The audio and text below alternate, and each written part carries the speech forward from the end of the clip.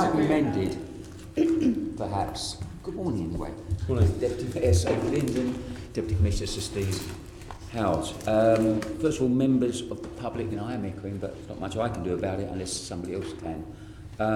Follow us on Twitter using hashtag Assembly Police. As ever, kindly turn your phones off or to silent. Apologies.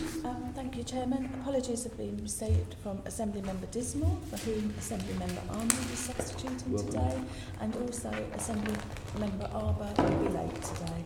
Okay, thank you very much. Declaration of interest. Can I ask the committee, as usual, to note the recommendation, declare any other disclosable interests that are not there detailed. Thank you. Keep my voice down a little bit. Save people's eardrums. Minutes. Can I ask the committee to confirm the minutes of the meeting 6th of February and 12th of February? Summary of actions. Can I ask the committee to note the completed and ongoing actions? Thank you very much. Actions under delegated authority. Can I ask the committee to note the action and delegated authority to agree a letter to the Mayor on improving the MPS's response to mental health? Thank you very much. Right, we get to the main part of the morning. And again, good morning to both guests.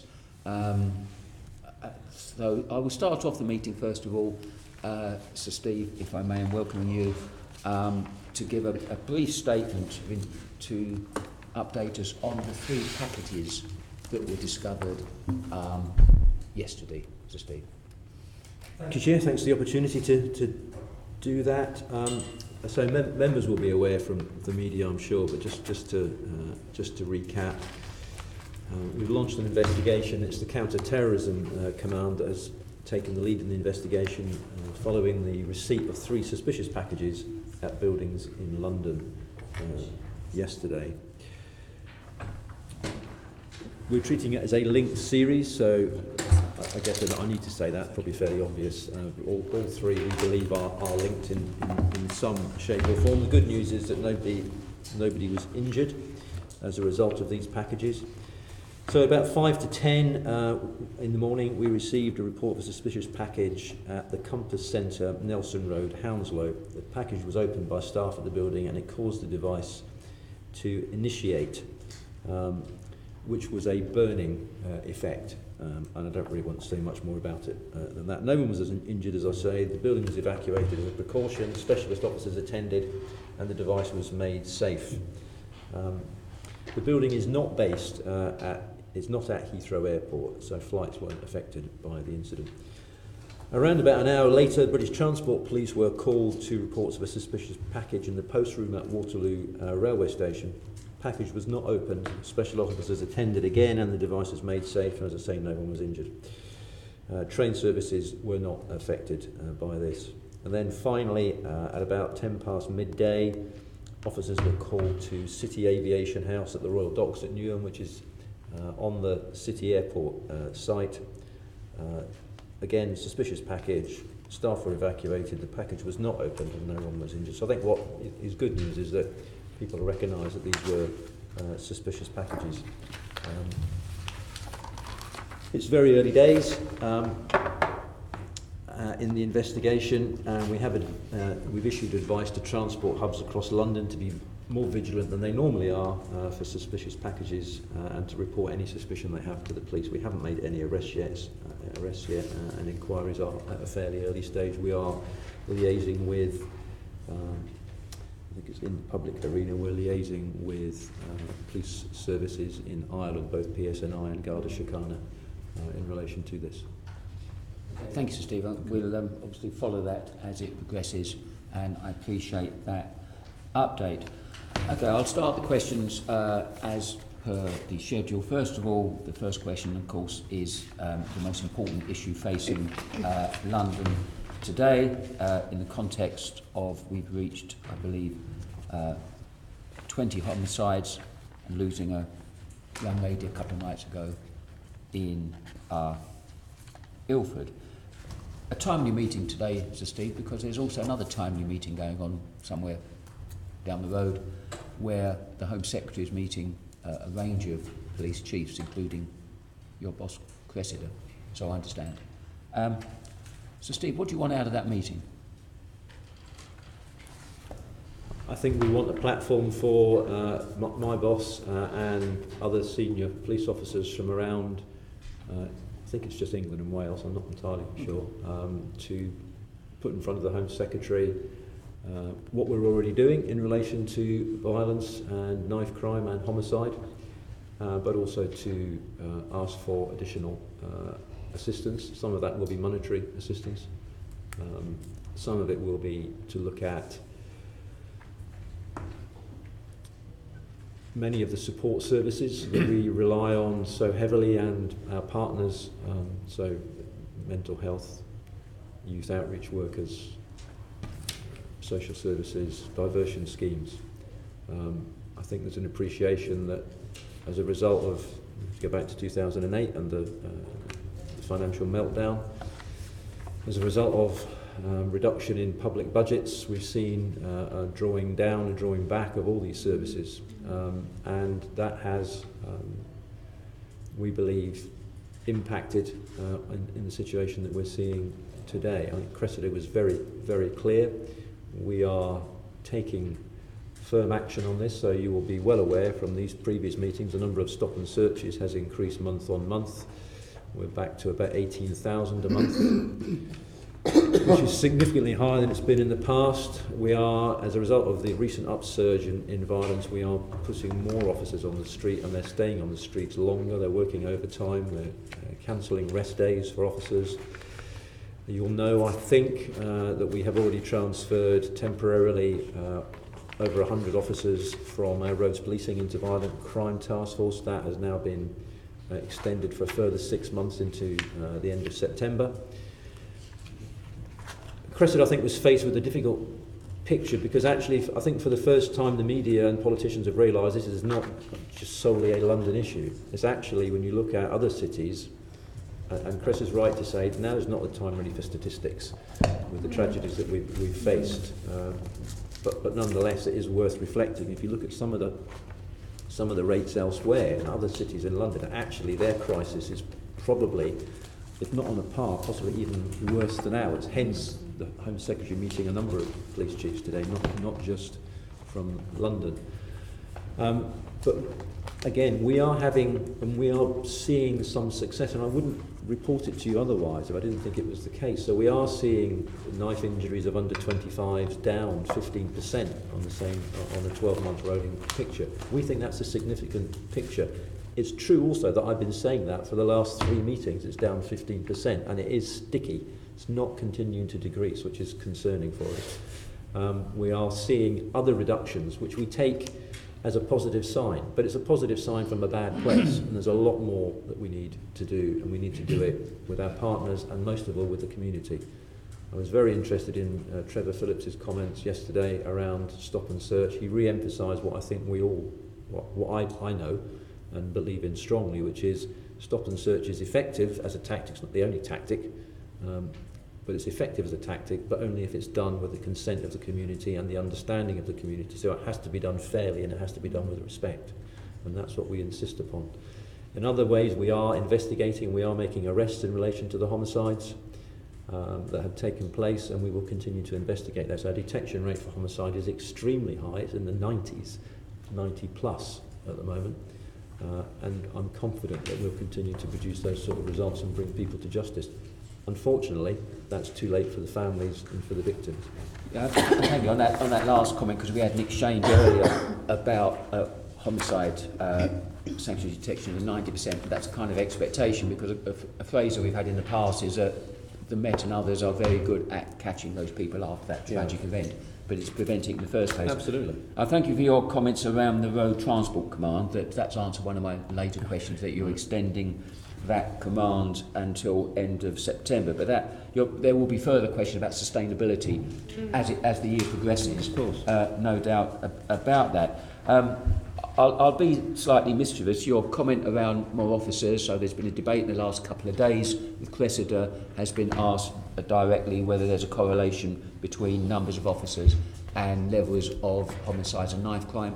Do you support your boss's view on that?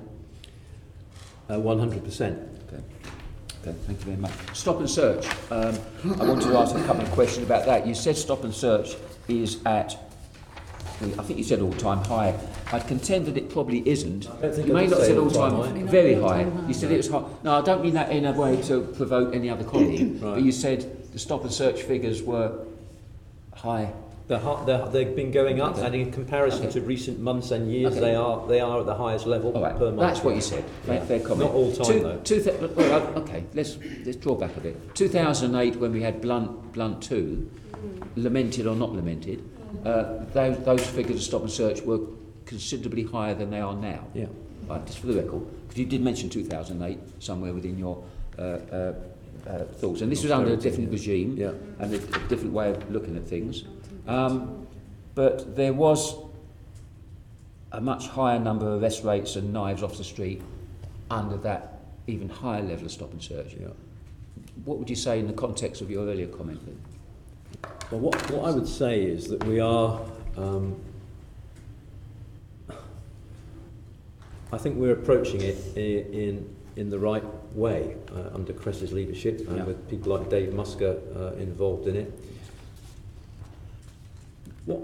What I see little point in doing is saying to the organisation, right, the only thing we want you to do is stop and search, nothing else. Get out there, and the drive is to do as many stop and searches as possible. What that will do is erode the professionalism and the quality of the stop and searches that go on. And we know that it can be a very traumatic experience to suffer a stop and search, specifically if you're not carrying anything and you've done nothing wrong.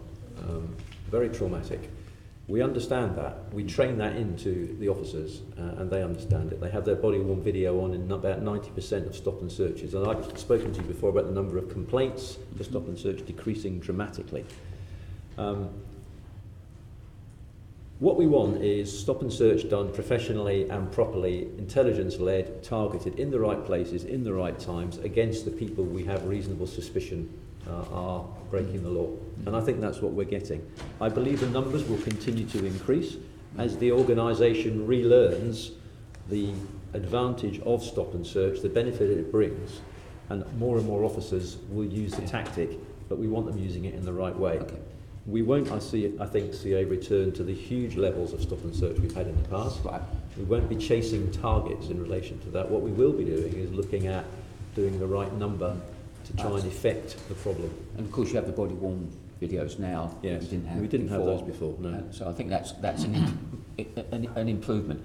Okay, thank you very much. I'll turn to a couple of questions to the Deputy Mayor first of all. My first question is probably a question and comment. We're very disappointed we haven't had a response to our letter to the Mayor just before Christmas on the violence reduction unit.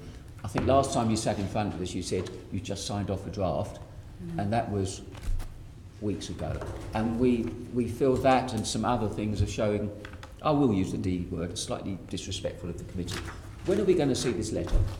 And I can only apologise for that because last time I sat here I had just cleared it and it should have gone out and it didn't go out, and it was in my inbox again last night, and I can only apologise. It should be coming straight out after today. I'm really sorry about that. I thought it had gone.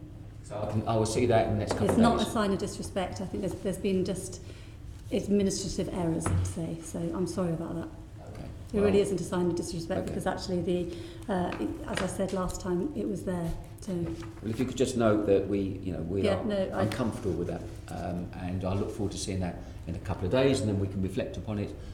It's a shame we didn't get it before because we would like to have reflected on it and then asked you questions in this meeting, and we're not going to have that opportunity until sometime. And I do apologise for that. But fortuitously, we will have in front of us Liv Peck in April, and we will be able to ask her some searching questions based on that letter.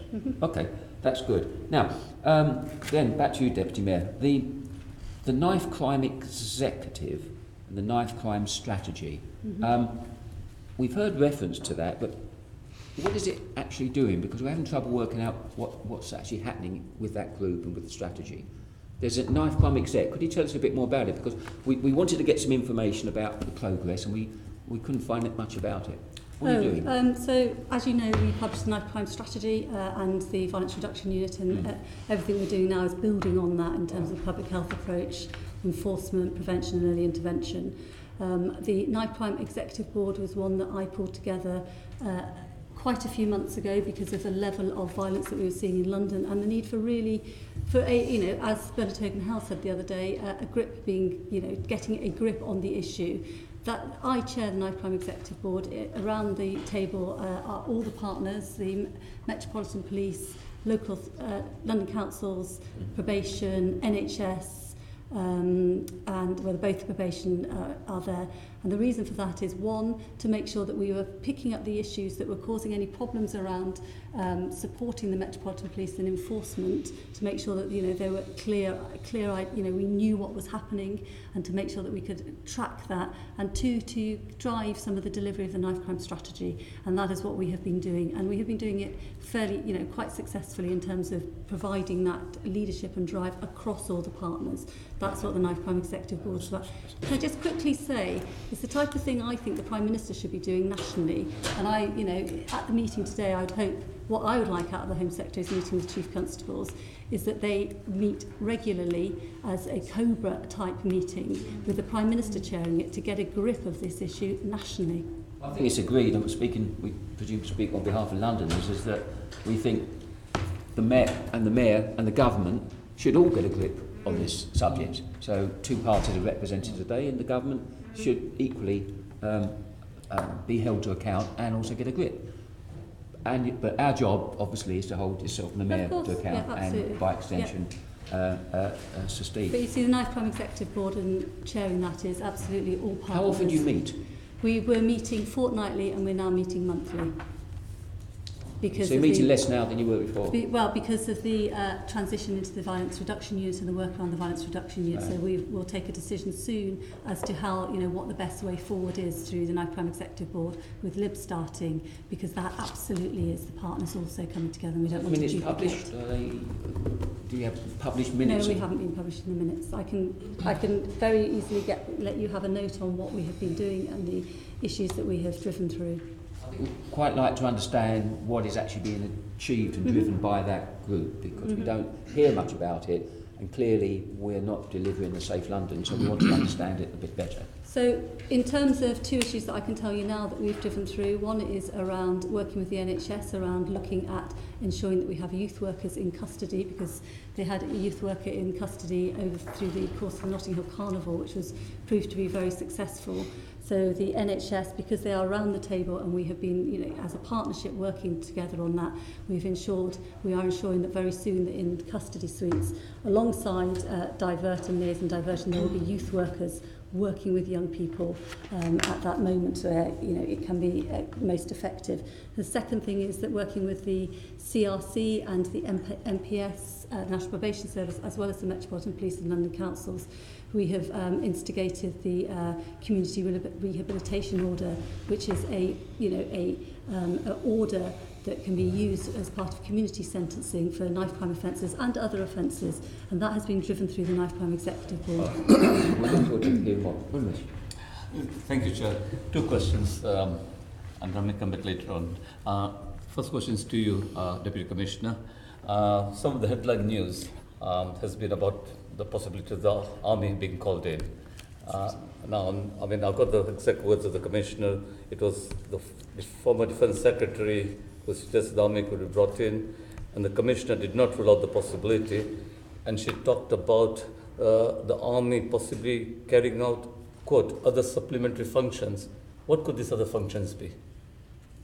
So actually we had a conversation about this yesterday. I have to say I'm not of the view that we need the Army involved at this moment in time. I don't think that's their role in the UK, and I don't believe that would necessarily be a forward step. I hear that, we are all concerned about the violence and the homicide rate and knife crime in general in London. And I hear politicians and I hear the media saying, the Commissioner's got to get a grip. I really have to be very clear on this. I've been in policing 35 years. I've been a Chief Constable since 2007, and I was in the Met as an Assistant Commissioner before that. I've not seen closer grip on anything than we're seeing now. I would hesitate to say that even when I was in Strathclyde dealing with the violence and the knife crime in Strathclyde, which is much talked about, and I was the chief constable there for 5 years when violent crime halved in Strathclyde, there is more grip in London than I was able to exert in Strathclyde. And I'm very proud of the work that the Metropolitan Police Service does in London to try and confront the violence and bring it down. I'm very proud to work for Cress. I've never seen such an inspirational... So people saying she's got to get a grip automatically puts in the public's mind she hasn't got a grip. Well, I can tell you she has got a grip. So, to come back to your... Thank you for the opportunity to say that. Appreciate it. To come back to your point, if the army were brought in, and I don't think it would be helpful for Londoners personally. I think it would cause more alarm and concern than anything else. But the sort of things I would see them doing, I think if we're searching for a weapon that's been discarded, and we're looking at putting a lot of officers into an what we would call an open country search on a heath or something like that, to look for we could use them to do that sort of thing. But I certainly wouldn't see them performing any sort of patrol or response function. I don't think that would be appropriate. Thank you for the answer, Deputy Commissioner. I think we get your message. Perhaps it would have been better if the Commissioner completely ruled out the possibility of the army, because surely you would agree with me that that does send out the wrong message, and you have said it, that you have not lost a grip of the situation in London. Well, I would say the Commissioner is more diplomatic by nature than I am, probably. I just feel that we should... Well, I'm glad you said what you said, because that message, this meeting has been televised, and we need to get the message across to London that the Met is there to deal with the situation. And perhaps the Commissioner could have been firmer, but as you sort of politely say, that she's probably been diplomatic. Certainly not criticising anything she said. No. If I can come to you now, Deputy Mayor, we've heard of all the work that you have been doing in the past, and at present, the Violent Crime Task Force, which I think is an excellent initiative. Clearly, there are funding issues, we need to sustain it and so on. But really, we've got to inject a sense of urgency into this debate. The message, certainly from my part of London, is, and I think this is a national thing now, there is a London emergency. Sarah Thornton has talked about a national emergency. The message really is enough is enough. And what exactly are you going to be doing that is going to be different over the next few days and weeks? We've got all these various boards, we've got the public health approach, but really what the public are demanding action, and they want it now. I absolutely agree, and that's what we have been saying, not saying that is what we've been doing in the action we've been taking for the last year around a sense of urgency and getting, ensuring that the public and everybody knows what we're doing. I just have to echo Deputy Commissioner's remarks about the Metropolitan Police, Violent Crime Task Force and the Metropolitan Police, not just the task force, absolutely focused on violence. You have got total focus on tackling violence from the Metropolitan Police. And whilst we still are at far too high levels of violence on the streets of London, I do think, as the Commissioner says, you are beginning to see early signs of that grip and what that means, because you're beginning to see the reduction in knife crime with injury. It is too early days. It's no compensation for those families that are bereaved, and we are still too high, but you can see the effect that the grip that the Metropolitan Police has and the Mayor has on this issue and the priority around that. We've been doing that for a year, and we will continue that. What's going to be different in the weeks and months ahead is the money that the Mayor has put aside, not just for the Metropolitan Police, but for the Violence Reduction Unit, but also the Mayor's Young Londoners Fund. We are distributing that money. There's because of the Mayor's Young Londoners Fund, over 63,000 young people are going to be part of programmes and projects because of the money that we've got out of the door through the Mayor's Young Londoners Fund, and that young people are beginning to feel that, and communities are beginning to feel that. There's nearly 200 projects and programmes being funded by the Young Londoners Fund. That's what's going to be different. You are really going to start to begin to feel the effects of that funding, which is about enforcement, but also about the early intervention and prevention. Well, thank you for those remarks, Deputy Mayor. And look, I applaud all the work that is being done. As I said, I've seen the Violent Crime Task Force in action firsthand, and the many other initiatives, some of which obviously will take time to bear fruition, the public health approach in particular. But there's clearly a message there's a political message that we need to get out urgently. and I would ask you for your thoughts of how to get that message across. So I'm in no way complacent, but the message that we need to get out, and we urgently, is a message that we have been saying for over the last year, 2 years, that yes, we've got a real issue in London around violence, but actually we also, the Mayor is doing everything in his powers to tackle it, but we need national government to step up and play its part. That's the message we're continuing to make. I went to Downing Street over a year ago to speak to the Prime Minister's Chief of Staff, to say to him, if you really want to get on top and get a grip of violence, you need to do the type of thing that the previous Prime Minister did in calling Cobra and making sure that Cobra is absolutely getting a grip of this, not just in London but nationally, because it's you can do so much regionally, and the chief constables can do so much in West Midlands and Manchester and other urban areas, but you need a national response to this as well. I should stress through you, Chair, that it's important that we don't have any knee-jerk reactions and all the various stuff that I've said in the press about what the Mayor has said, what you said, what the police are doing. But I'll just reinforce this point. It's about getting that message across that things are being done. I thought the arrests have been made in Leicester. I mean, I won't pass any comment. They may be the right people, may not be, we don't know. But there is a sense of desperation out there. I cannot stress that enough. That the public health approach, all these things are fine enough, but they're all in the long run. I can't tell a family who's lost someone, don't worry, the public health bus is around the corner. They want to see what is being done at this very moment and over the next few days. And as I say, that's our answer. That certainly Londoners are looking for. What is it extra? What more are you going to be doing? I go out and I speak to communities, speak to bereaved families, speak to those that are working with bereaved families regularly, and been out with the Violent Crime Task Force. And I agree with you, Londoners want to hear that message, but they also want to feel the difference that the funding is making in terms of the Metropolitan Police and the Violent Crime Task Force. They want to see police officers out there doing the job, enforcing, making arrests and taking violent criminals and offenders off the streets. And I do think they are beginning to see that, and I hope they're beginning to see that, because we can see from the figures and the stats, and it is very difficult to get figures and stats across, the number of stops and search, the number of arrests, the offensive weapons that are being taken off the streets. Thousands of weapons have been taken off the streets, and we've had over 2,000 arrests through the Violent Crime Task Force as well. I'll finish this note, Chair. Last year, the Mayor called a summit of political leaders of London. And I think the Assembly, we had a session here in this room, in fact.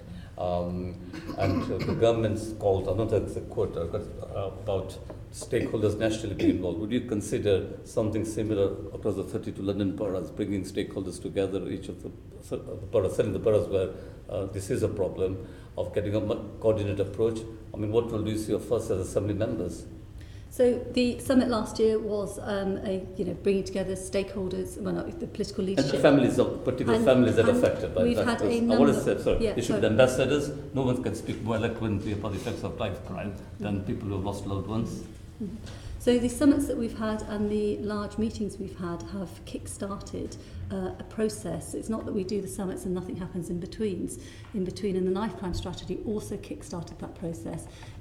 If you're asking about how are we working with boroughs and how are we coordinating and ensuring consistency, 32 boroughs have 32 knife crime action plans, and the joint work between MOPAC and the Metropolitan Police in discussing those knife crime action plans locally with the chief executives and the leaders to make sure that they are community safety partnership action plans, and that they have within them, based on good practice and evidence, the key elements. That has been taking place, has taken place, and we know, and we are going back to some boroughs to say, you need to reinforce this bit of your knife crime action plan, or they're doing this incredibly well over here.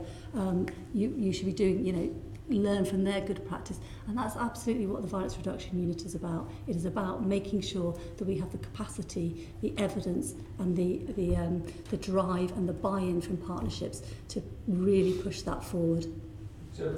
I did think about the knife crime action plan. I was going to mention it in this meeting, but since you mentioned it, it might seem a bit churlish with what's going on around us. But to make the point that I've asked for the knife crime action plan, and I've checked with my colleagues. I may be wrong, but this is now 2 years on, and we still haven't seen the knife crime action plan. I'm just looking at my colleagues but this is another example of the political messaging. You know, people, we got all these things in place, knife crime action plans, the various boards, but This is all dying on the streets. is getting that message out on the streets, and that's why I asked the question, what will you see of us as Assembly members?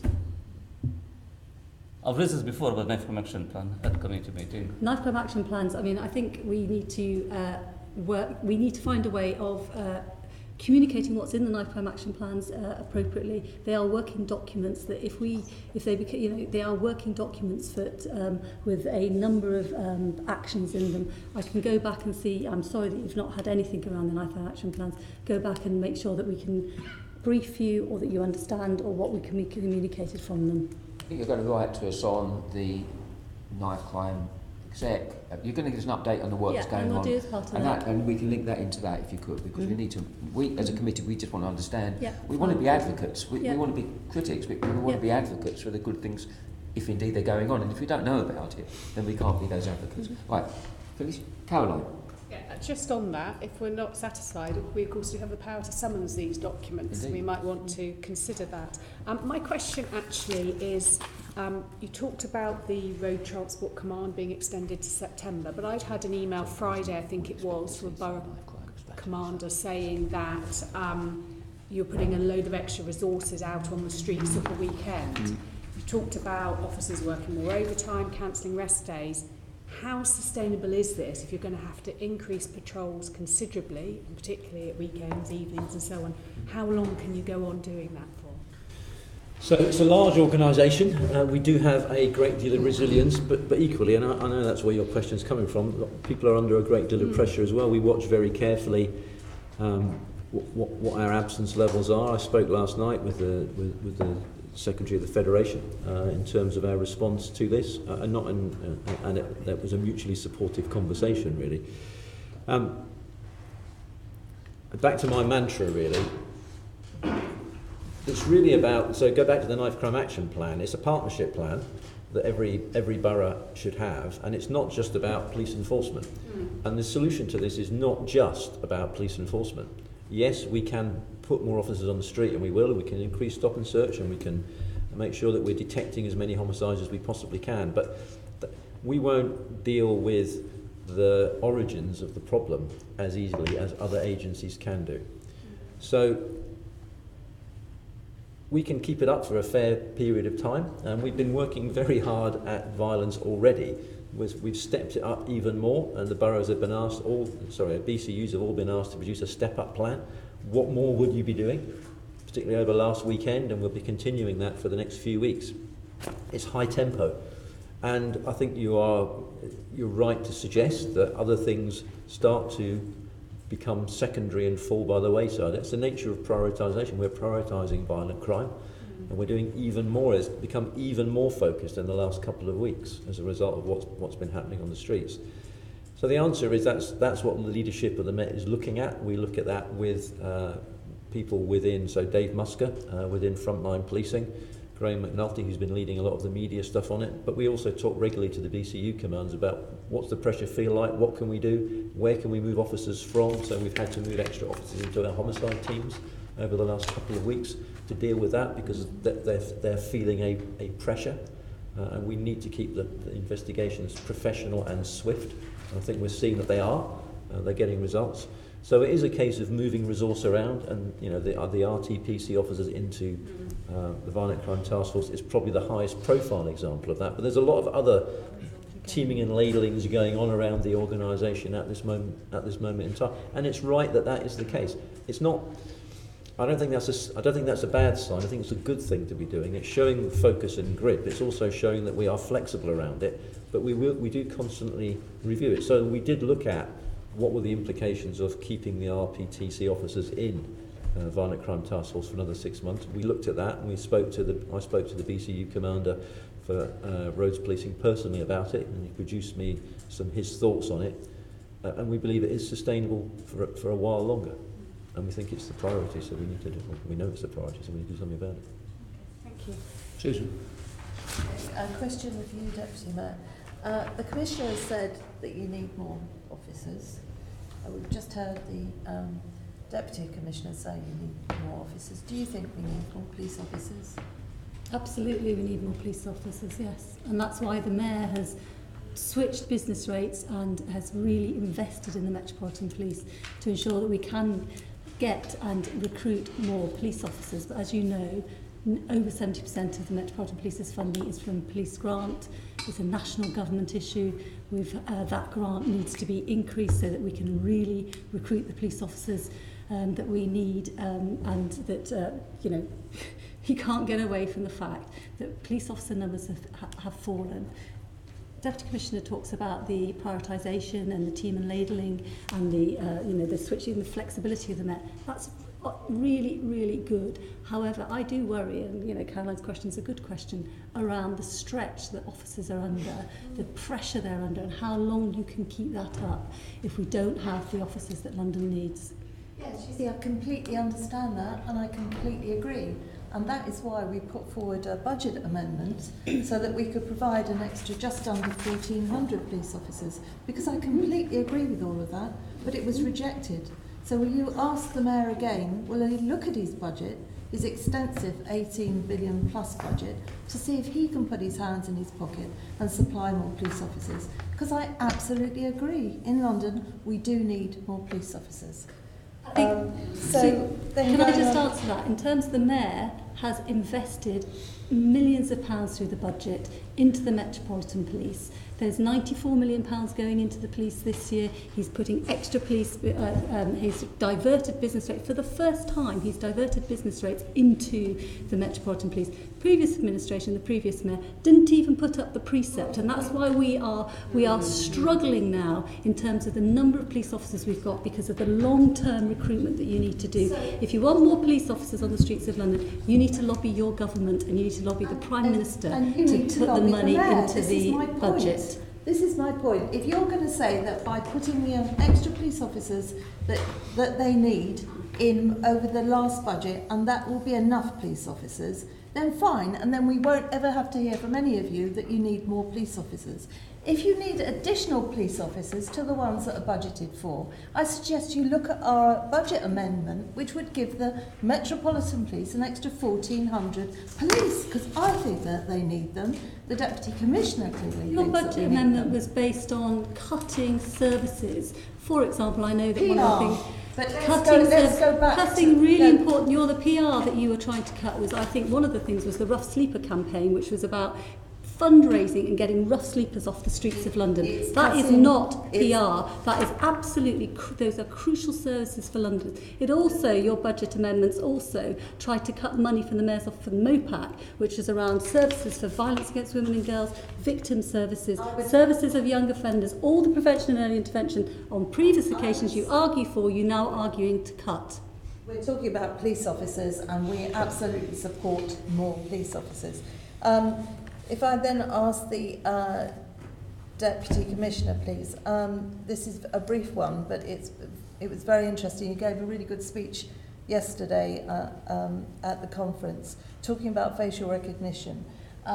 It's such a shame that your database is only 4,000, because I really think you get incredible results from that. I believe out of the last trial you did, you got four villains out of it, which is extremely good. If this is the way forward, how quickly do you think we'll be able to get a much bigger database? So what we're looking at the moment is, as you know, it was a pilot exercise. It was declared as such. It's been overseen by the Mayor's Ethics Committee. We've also got independent academics looking at it from Essex University, and the Home Office are watching it very carefully as well. We need to get their report back and their evaluation back first. I'm expecting that this month. From them. That's when it's due to be delivered this month, and once we've got that, the Commissioner will look at it and take some decisions on operational deployment. She has said already that she is very keen on using this technology on the streets of London with the appropriate safeguards and publicity for the public so they understand what's happening, but we are keen to move ahead with it. In terms of the size of the database, because this is a pilot study, been quite hard to load the database with the relevant groups of people. So the database is completely made up of people who are wanted for offences, and therefore it requires us to manually load up a standalone laptop to link to the facial recognition system. And that's what really governs the size of the database. It could be larger because there are more people who are wanted than that, but we try to keep it at a sensible level for us. It's really a proof of concept that we've been going through. Good, I look forward to that. And just ever so quickly, Deputy Commissioner, if you have the money in place, can you easily recruit more officers? So as you know, we've recently opened up recruitment to the whole of the UK, and I think actually to European Union citizens for an indeterminate amount of time. So we are seeing big increases in the number of applicants, which is very welcome. An interesting big increase in the number of female applicants, but we have seen, as we expected, a reduction in the proportion, not the numbers, but the proportion of recruits from the black and minority ethnic community, which we are putting more money into advertising to try and target those groups, because we're determined to try and keep up our progress on that level of recruiting. But yes, we can attract people. It's simply the length of time it takes to get people into the system and get them trained, to get them out onto the street. But we are looking to recruit 3,000 officers this year. To be clear, because I know Crest said this yesterday, some of those are new officers. So we're moving up from 30,000 where we are now to 31,000 with the Mayor's funding. That's great news, but we also have to recruit around about 1,800 officers a year to stand still because of people retiring. No, I accept that. And what figure are you still aiming at, the 32,000 that's brandished? We're aiming at 31,000 to get to 31,000 by the end of this calendar year. And then you think you've got enough? I didn't say that. Okay, what number would you be looking at? The budget allows for 31,000. No, I understand. So I would say that, and frankly, we haven't discussed this because we don't speculate on this sort of thing. What we do is look at, well, what will the budget allow us to have, and how will we best deploy them, and therefore we haven't got the academic study to say, but we could easily absorb another 2,000, 3,000 police officers and find work for them to do. Good, because it's important that we know, because if we're going to lobby, be it the Mayor or be it government, we need to know what you think would be the amount of officers that you would need. Well, so my history of the Met isn't that recent, so I'm not sure what the high tide mark was, but certainly 33, 34,000 officers would not be an unreasonable amount of officers to police the city. Okay, thanks very much. That's a good figure. Right, sorry, Jeanette. Yes, thank you, Chair. I've got a couple of questions. My first one is to the Deputy Mayor. And Deputy Mayor, coming back to the comments you made in response to Assembly Members Hall question, I have to say I totally agree with you, because it seems to me this is the one time where we should all be on the same page. Sadly, it doesn't seem that the government is on the same page on this. For example, on Monday, while the Home Secretary was calling for a public health approach to tackling violent crime, the Health Secretary told LBC Radio, if you say it's a public health issue, that implies it's nobody's fault.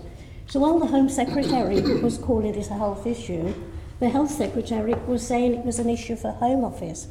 So what more can we do to get the government joined up on the same page, and that is with London governance and regional leaders across the country, to say we have a national crisis, enough is enough, and we've all got to work together to move forward on this.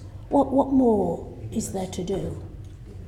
I think there does need to be cross-party consensus on this, because this is, tackling violence should be cross-party consensus, as you say, which is a shame that we've not got that at the moment. We need to call on the Prime Minister to get a grip and to call COBRA.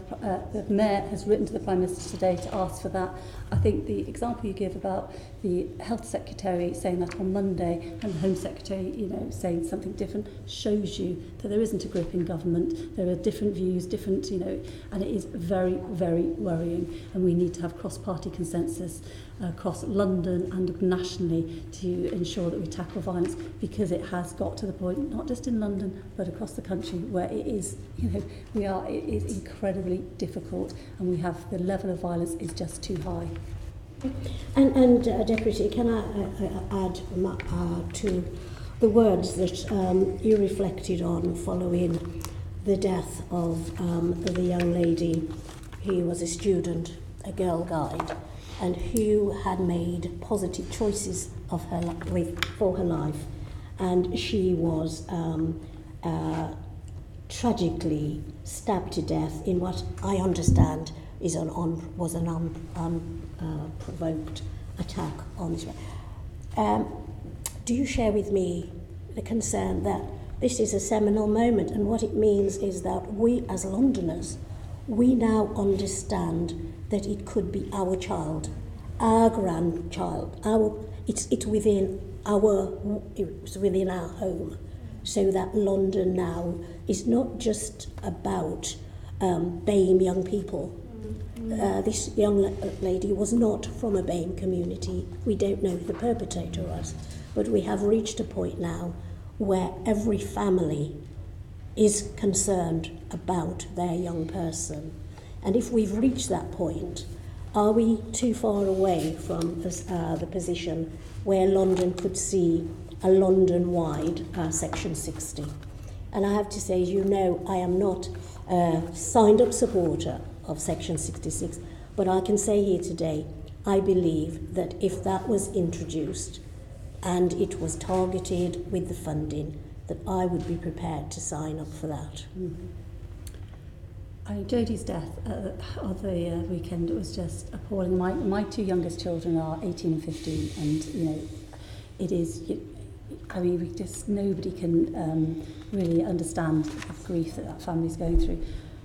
I do say, however, that I have felt that throughout last year for every young person that has been taken and killed in London, because every young person's life should be a wake-up call for us. And it has been absolutely. Every teenager that died last year, whatever age, was a wake-up, you know, absolutely drove home to me the urgency, the importance of tackling this issue. And when I've met the families of those victims, it absolutely reinforces that. And I do know that with Jodie's murder, it's made a lot of people more fearful, more worried about what is happening in London. And then there's Yusuf's murder in Manchester as well that's created that. And I really hope that we all respond in the right way and continue to and double our efforts around that, not just in London but nationally. I really, really do hope so. But I've always, whilst there's been a disproportionate number of young black men who have been murdered on the streets of London, it has always been an issue for all Londoners, because they are part of our community. You know, we are part of the same community. They are our neighbours. They are our children's school friends. So it's always been that issue for me. Can I ask the Deputy the same question? Birmingham had to introduce a citywide Section 60. How far are we away from a London-wide Section 60? I say this because I've had Section 60, I think, every week or every other week in one of my boroughs. Yeah. And I think that's taken me to a point of saying, if it's implemented, if it's resourced, if it's targeted, then you can start to see the results. But what happens is, if you go into a borough, then surely you're shifting those criminals into the next borough and then into the next borough. So doesn't there have to be a sense where we're saying this is something that we have to go in on a London-wide programme? So my response to that would be, it's something that we would consider, and if we thought it was necessary, we would implement it. There is a big difference, if I might say so, between Birmingham as a city, because that's not the West Midlands. It was Birmingham. Yes, I know. So yes, I'm a Brummie, so I know the area. So I'll stop teaching you to suck eggs then. But it's a small city centre compared to London within the M25, like as it were. I think there is a slight dissonance between a London-wide Section 60 and targeting. There's not much specific targeting going on at the moment, and you know, you've asked me these questions repeatedly about Section 60. To give you an example of the thinking on Section 60, I was talking last night to our on-call Deputy Assistant Commissioner, and what she was saying was that she'd had a request for a Section 60 in one borough, one part of one borough, and has asked exactly the question that you asked, which is, well, hang on a minute, if you're going to put one there, you may well displace them to somewhere else. And we know where they will go because we understand how the gangs work. You also need a section 60 in that place, and it was put in place. So I'm trying to explain that actually we are quite sophisticated, I think, in our use of section 60 at this moment in time. Is it needed London-wide? I think that would be a decision for myself to discuss with the Commissioner and another few people within the command team to take that view. My feeling at the moment is probably not right now, but we wouldn't dismiss it for the future. Okay, and I've got one last question, Chair, just a quick one. I want to comment on that piece. I just want to, well, this is timely, because, so from your professional judgment, a citywide section 60 at the moment is not required? I don't believe it is, but I have to say I would be talking very carefully to Dave Musker, to Graham McNulty, to Adi Adelaken to say, what do you think? Because here are the people that are looking at it on a daily basis. And if they thought it was necessary, I'm quite sure the Commissioner would listen very carefully to what they've got to say. My view at the moment, I'm sitting in front of you with a judgment, is citywide at the moment. I don't think it's essential. I understand. Because I understand, I can see some body language. There will be some voices from some enlightened members who would resist it, but ultimately you would make that decision if you sensed that matters got significantly worse. Yeah, absolutely. God forbid, you would take that view quite rightly, professionally, to do so. Right, I'm going back to, and you're going to come in a minute, Peter, no doubt. Just my last. So Jeanette, got a swift question. I'll just finish. As soon as you mention section 60, people do get very agitated. Yes, and thank you for that, Chair. And section 60, it's not that I'm enlightened or liberal I actually was or referring anything. to further down the table. Okay. It's, you know what I want from section 60? I want it to be implemented properly, I want it to be resourced, and I want it to be sustained, and I want the benefits to outweigh the disadvantages that the innocent person who is caught up in 60 experiences. And I have no problem with section 60. And in an area where it seems to me that half of my constituency is subject to section 60, but maybe that's what's brought about the results that we've seen, and that's what I want to go on to. Deputy Commissioner, Operation Ballymore, over a year period, up to November, brought about a fall of 46% in stabbings, and knife offences overall were down 9% over that period. That made a significant difference in that borough. That was happening. Now, can you say that the learning from that operation has been taken on board and has been used across London? And if it has, then why haven't we then seen significant increases in stabbings and knife offences? So to be candid, I'm not familiar with the exact operation that it was you're before talking. Your time. Well, there you go. But you could do it again? Well, what I was going to say was, I'm sure you know this anyway, every operation we put in place is debriefed and learnt from. And one of the benefits of a violent crime task force is that learning is constantly being re-examined and looked at by people who are completely 24 hours a day focused on this. And that's why I think you've mentioned how effective Section 60 is in your constituency or part of your constituencies. I believe it is effective, but only when it's specifically put in place around events, incidents, locations, gangs, gang movement, etc. So it's got to be based on very detailed and sophisticated intelligence. And I think that's when it works the best, because I think that does what you're talking about, which it minimises the disadvantage and disruption to law-abiding citizens and maximises the disruption to potential criminal activity. Right. Yeah. Right. I know you want to talk about. I'm going to bring. There's Peter, Sean, and Florence. Then you can ask the questions about everything you've heard. So I know Peter first, then Sean, and then Flo, and then you can ask about stop and search and whatever you want to ask about. Peter. Thank you, Steve. I've got frowning people, so I'll just explain myself. Peter. I've got a couple of questions for Deputy Commissioner. Just following on from what Jeanette said there.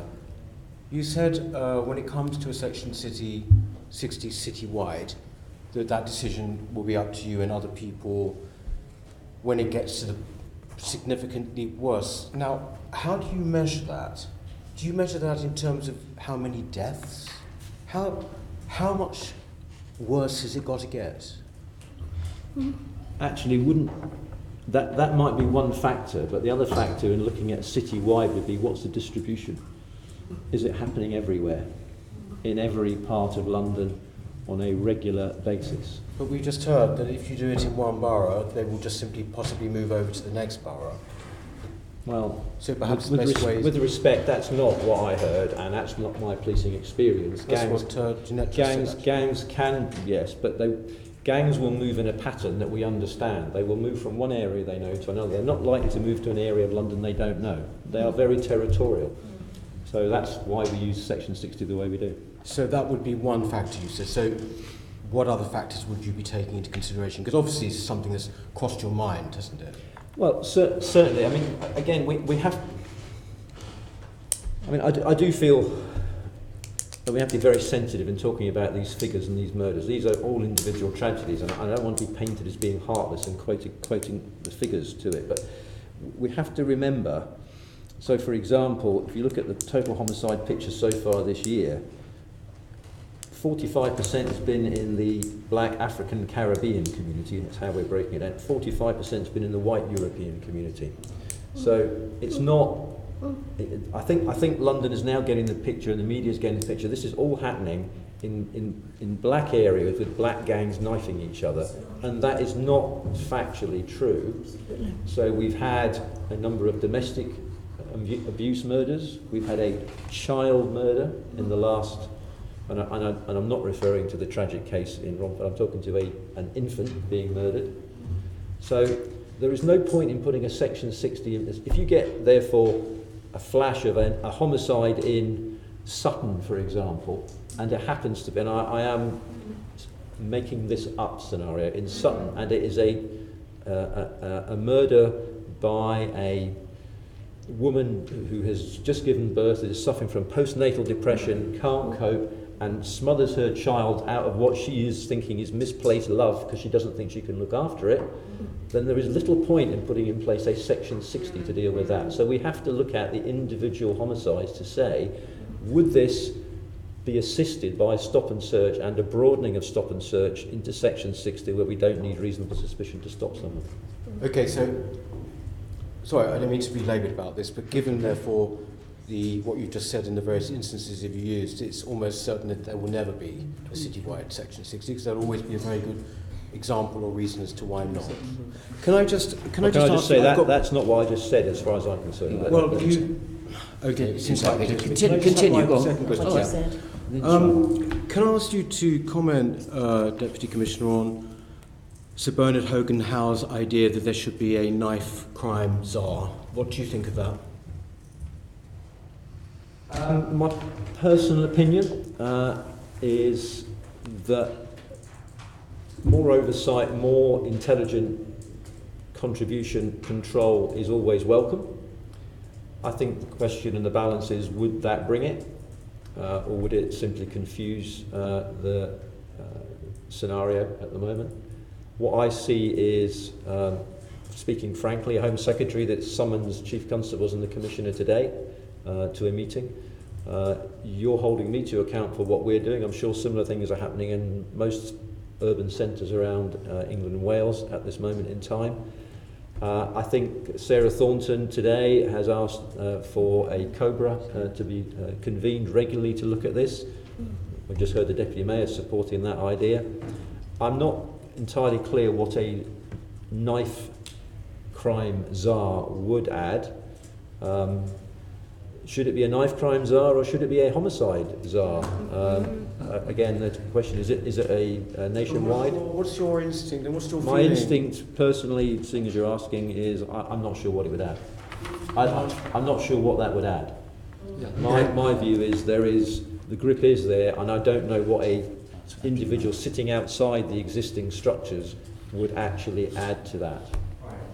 We've got the Home Secretary and the Prime Minister, Sarah Thornton, the Mayor, has written to the Prime Minister. It is, yes, a national grip does need to be taken, but that's the job of the Home Secretary and the Prime Minister. I think we got that. The point is that when you have a former Commissioner saying we maybe need a knife crime czar, when you have the current Commissioner saying she wouldn't rule out the army, and this kind of stuff, can you not see, Deputy Commissioner, how people are quite justified in thinking that actually you haven't got a grip of the situation at all, despite what you say?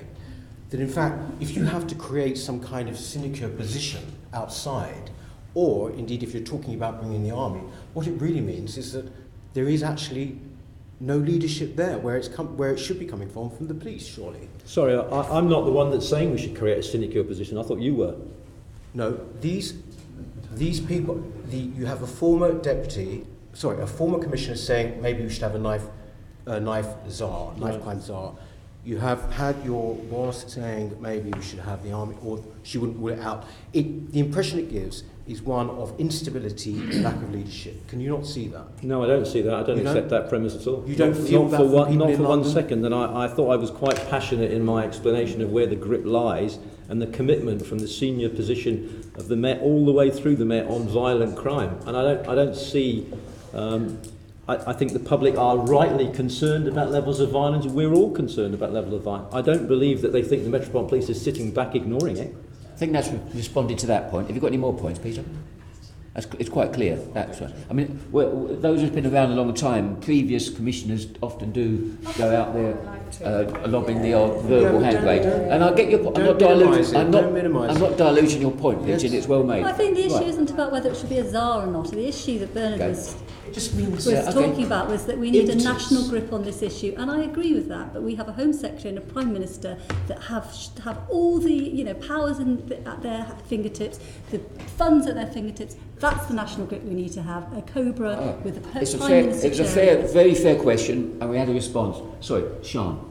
Thank you. I've got a couple of questions about stop and search. But first of all, on the question of a potential citywide Section 60, I don't know if you've come prepared to answer questions about this, but are you confident that that's within the current law and guidelines? I mean, at the moment we've been looking at borough-wide Section 60 and the difficulties with which they can do the communication and... Sorry, I'm being distracted. The difficulties with which you can actually conform to the current guidelines in terms of communicating with the community. The current guidelines envisage it being over quite a small area, for example, and putting up matrix signs to tell people that it's in place. When it's borough-wide, we know that that's already difficult. When it's city-wide, it's be virtually impossible to give that level of communication to everybody.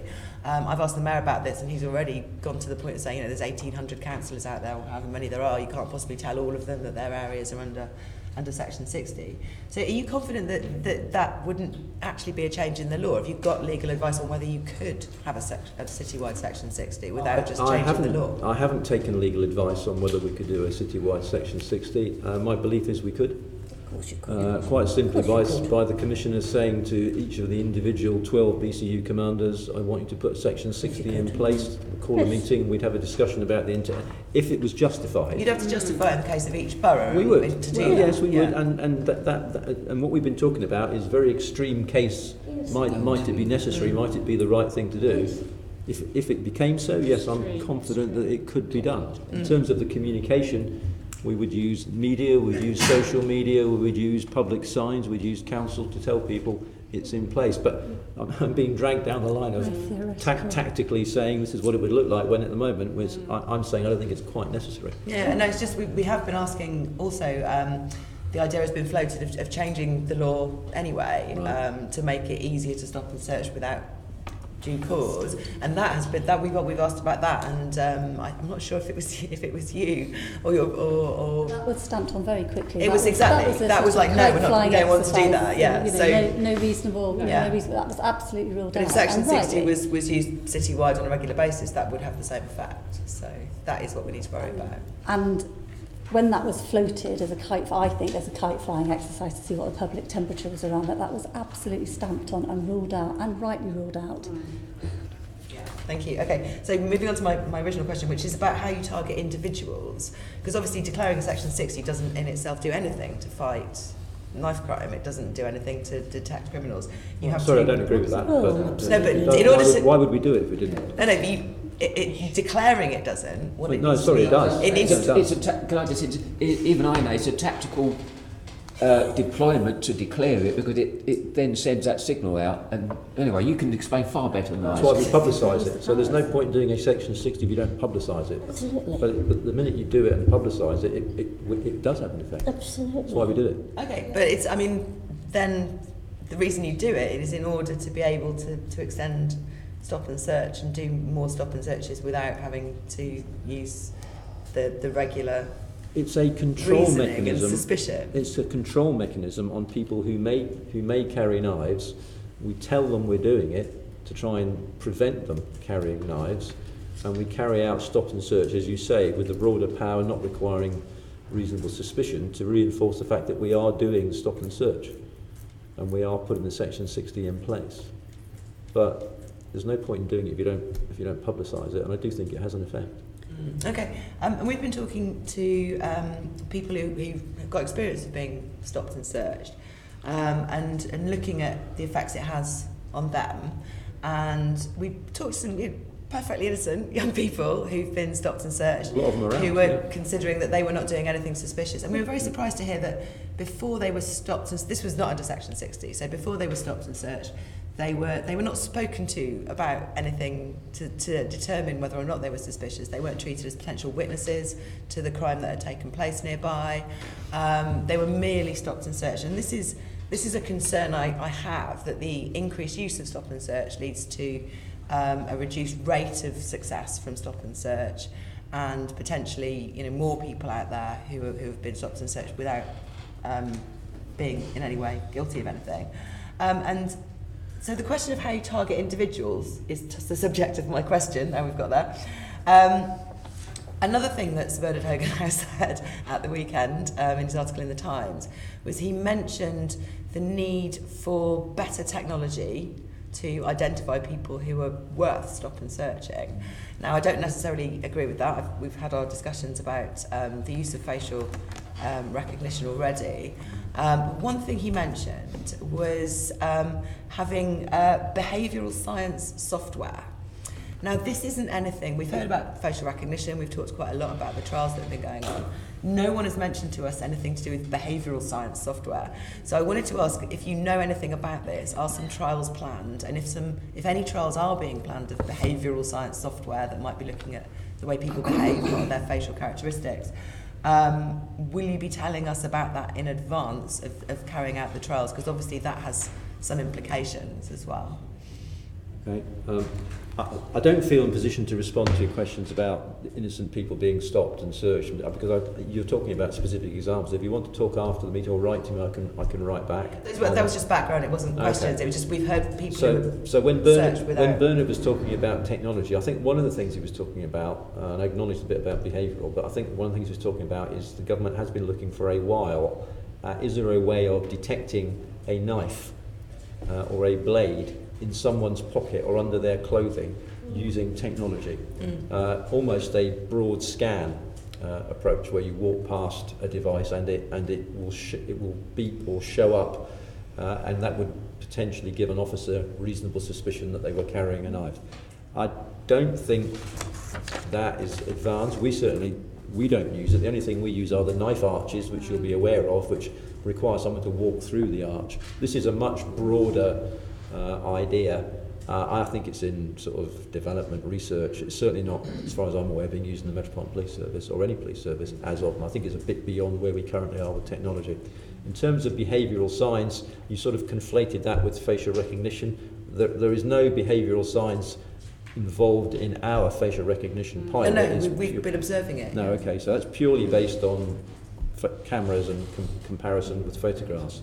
I'm not aware of any behavioural science software that we are using. Okay. But it is a big organisation. It is possible that it's being looked at in terms of counter-terrorism. I know there is research around, is there, I don't mean in the Met, but in the academic scientific community globally, can we look at a crowd and spot someone who is behaving, in quotes, suspiciously? I think it would be very interesting to see what that looks like, but I think you're trying to turn a police officers. hunch stroke suspicion into technology. I don't know if that's possible. I've been worried. All the football matches I've gone to in the past and been behaving myself. I wouldn't want something pointed at me, trying to guess whether I've been a bad boy or not. But sorry, Sean, please. Please continue. Yeah, no. Obviously, I am interested in methods you might use to be more accurate in determining who to stop and search. So are we. Yeah. So in terms of behavioural science, presumably officers can be trained to have spot officers suspicions. trained. Yes, we have officers trained. They are specialists. They are trained in spotting behavioural ticks that may alert them. They are mainly deployed, not exclusively, mainly deployed on counter-terrorist activity around crowded places and iconic sites. But they are also occasionally deployed on crime matters, and I'm quite certain they are being deployed on that now, because we are focusing, as I've said, a lot of our resources onto the violent crime situation. I can't speak with any authority on it because I haven't seen the training. I know it exists. I know that they are trained, and they do have an impact. I think what you're asking is really important in terms of technology and the development of technology, and what are the ethical framework, what is the ethical framework that should be put in place. And it's certainly something that Ethics Committee is really interested in looking at. I don't know whether they will in their forward work, but that, in terms of artificial intelligence and unconscious bias that comes into our artificial, really, really important questions, so that we need to make sure that sort of ethical considerations run alongside the development of the technology, because it could be really exciting, the technology, but it has to be done in an ethical way, and that's a really important and a live and growing debate around and that. Within, in our view, a legislational framework which keeps up with technology. And at the moment, as far as I know, technology is stretching ahead of legislation. So there's what we can do, there's should we do it, and there's are we allowed to do it. All need to come together. And at the moment, it's quite difficult because technology is going so fast. Yeah, no, and the Mayor's Ethics Committee is an important development, actually. Presumably, they'd get fair warning, like we've asked in the committee, of the use of any new technology and trials. Okay, right. I'm desperately conscious of time because I don't think we're even going to cover all our subjects necessarily. So, colleagues, will please have some discipline around that. Flo briefly, and Tony, welcome. Late, briefly, possibly. Briefly. Deputy Mayor, Deputy Commissioner, just wanted to bring it back to some of the issues happening locally. So obviously you'll be aware of the tragic stabbing at Marcus Lipton Youth Club in Brixton, in my constituency, on the Thursday, the 21st. And I think what was quite worrying for all of us was that happened in a safe haven, and the range of young people that were there that witnessed that. So today's Ash Wednesday. I should actually be in church. In 4 weeks, the school's going to break up for Easter. 2 weeks holiday. Just wanted to get a sense of if there's any forward planning that the Met are looking at in terms of what's going to be happening across a number of these deprived areas during that half term coming up. Because my worry is that we always then plan too late for these incidents, and it's about how we reassure families to say, actually, during the half term period, you can still send your young people out. The majority of these young people are law-abiding, they are following the rules.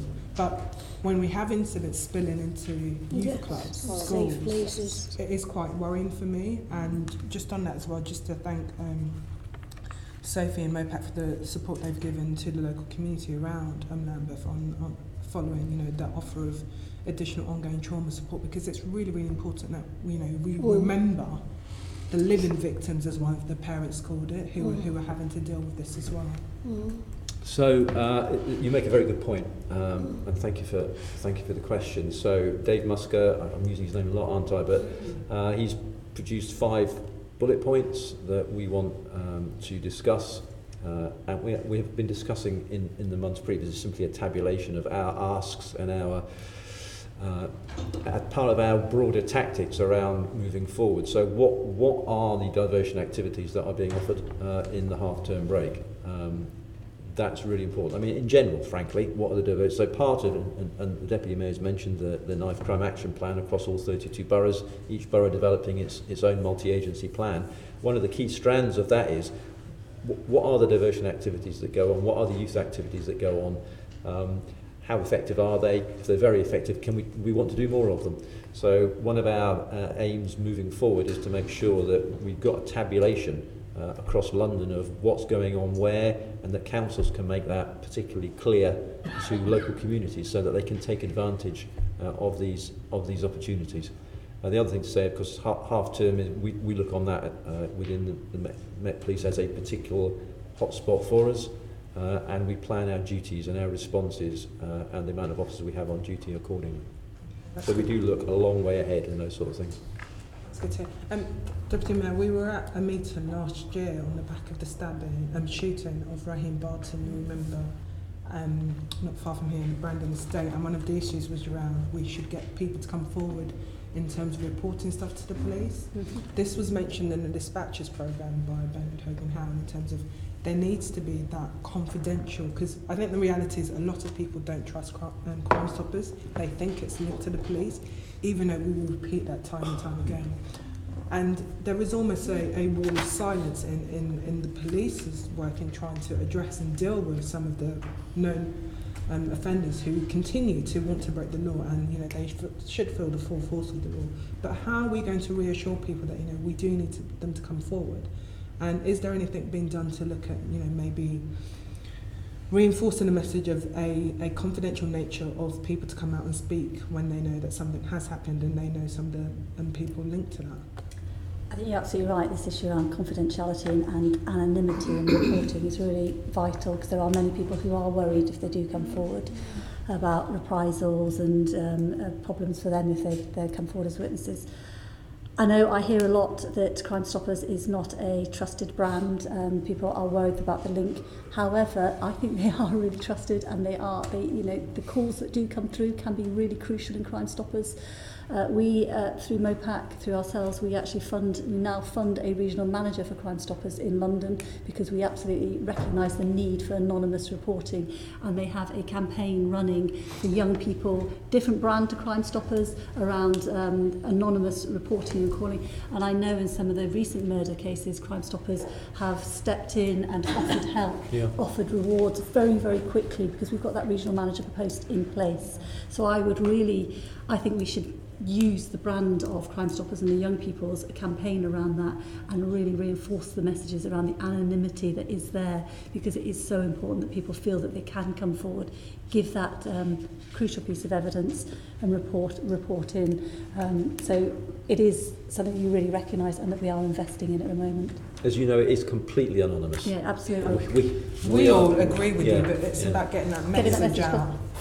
We are. Okay. Yeah, thank you. The last slightly brief question to you. Very brief. I'd like to ask you, Deputy, do you believe that fear of arrest and fear of punishment is a deterrent to crime? You do? Both of those? Yes, I'm asking you. Yes, I'm sorry, Deputy Commissioner rather than Deputy Mayor. Yes. I believe that's partly the answer. Yes, the answer is yes, I do. I don't think I should be in my role if I don't believe that. I believe enforcement has an impact. I think the better targeted it is, and the more robust it is, particularly in difficult times like this, then it has a great impact. I think it has to be followed through in the criminal justice system with a very clear understanding, a link-up of the criminal justice system. If you are found in possession of a knife on stop and search, you will be arrested. You will go into the police station. You shouldn't get bail. You'll go straight to a court to answer that. The CPS will take it seriously. It will be punished at the right level within the appropriate tariff and dealt with effectively. I think if there's a break in that link in the criminal justice system, then society suffers. But do I believe that people are fearful of it? Yes. I think the more police officers we have on the street doing the appropriate targeted stop and search, the better our investigations are. I think the greater that fear in the criminal mind is, and we want the criminal mind to be scared, to see there is a high chance of retribution and punishment. Okay. Now, it is a fact, isn't it, that the arrest rate and then bringing the recipients, the people who have been arrested to court, is a very low rate in relation to the number of knife crimes which are reported. if you accept that it is a very low rate, and I've got the figures here, which says that in 2018 there were 14,700 incidents of knife crime of one sort or another. There was only an arrest rate of something just under 4,000, which is about 20%. I don't have the figures of that 20% which went to court, but it seems likely, doesn't it, that if you committed a knife crime, the chances are you'd get away with it completely. You would neither be arrested nor would you go to court. Well, I think on the figures you've quoted, there's something like between a 1 in 4 and a 1 in 3 chance that you will be arrested. Is there not? Well, according to my figure looks like 1 in 5. But even so, isn't that if you're someone who wants to commit a crime, isn't that a pretty good odds that you're going to get away with it? Me to answer that question. Would I like the arrest level to be high? Yes, I would. Yes. And the second question, which is like unto it, there have been proposals recently, and this one is for the Deputy Mayor, there have been recently proposals that there shall be no prison sentences of less than 6 months. Mm-hmm. I wonder, Deputy Mayor, do you agree with that? You're talking about the recent announcement by David Gauke? The proposal, yes. Yeah. I'm interested in what works. So in terms of, we know that there's a really high reoffending rate for people that, just hear me out, that people that go into prison on short-term prison sentences. I am really interested in tougher community sentences if they work and if there's the right investment into those community sentences, which we know is not there. We know all the problems through transforming rehabilitation and the recent report which shows the disaster that has been in. So I think David Gauke saying let's not have people going into prison for short-term sentences, he has to match that with investment in probation and the community sentences and the services that will make a community sentence tough and effective. I'm linking it with deterrence and fear of crime. And fear on the part of the criminal. If the criminal, firstly, and we've established, I know you, Deputy Commissioner, think that a 20% or 25% arrest rate is pretty okay. But even if you are arrested, and then no, sorry, that's exactly not what I said. I said I wished it was higher. You did say that. I beg your pardon. The last thing I want to do is to misinterpret. Sure. Deputy Commissioner. Thank you. But if we're linking that, there's a good chance they're going to get away with it. But if they are caught, and they know that there is very little chance of them getting a custodial sentence, and then this really is a question, I think, for you, Deputy Commissioner. Do you think that these criminals, these young men, principally young men who are arrested for knife offences, are going to be fearful of a community sentence rather than a sentence of imprisonment?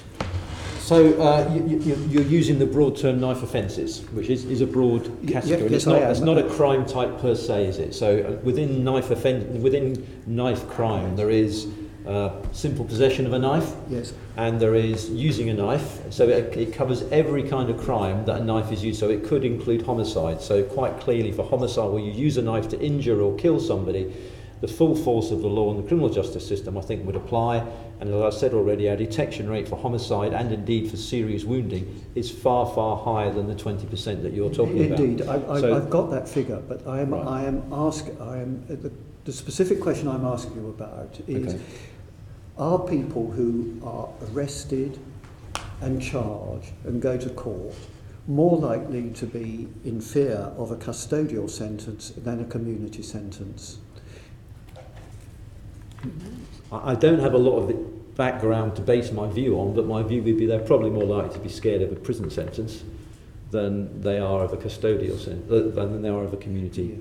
That's why I'm linking it. That's why I'm linking it with the custodial sentence, the 6-month sentence. It is a fact, isn't it, that before anybody gets a custodial sentence, the chances are they will have been through most of the community punishment of one kind or another. Prison is by and large a last resort, isn't it? Well, it depends again, if I may say so, on the particular crime that we're dealing with. Yes. Somebody who commits a homicide or a serious wounding with a knife is not going to get a community sentence. They're going to, in almost 100% of cases, go to prison.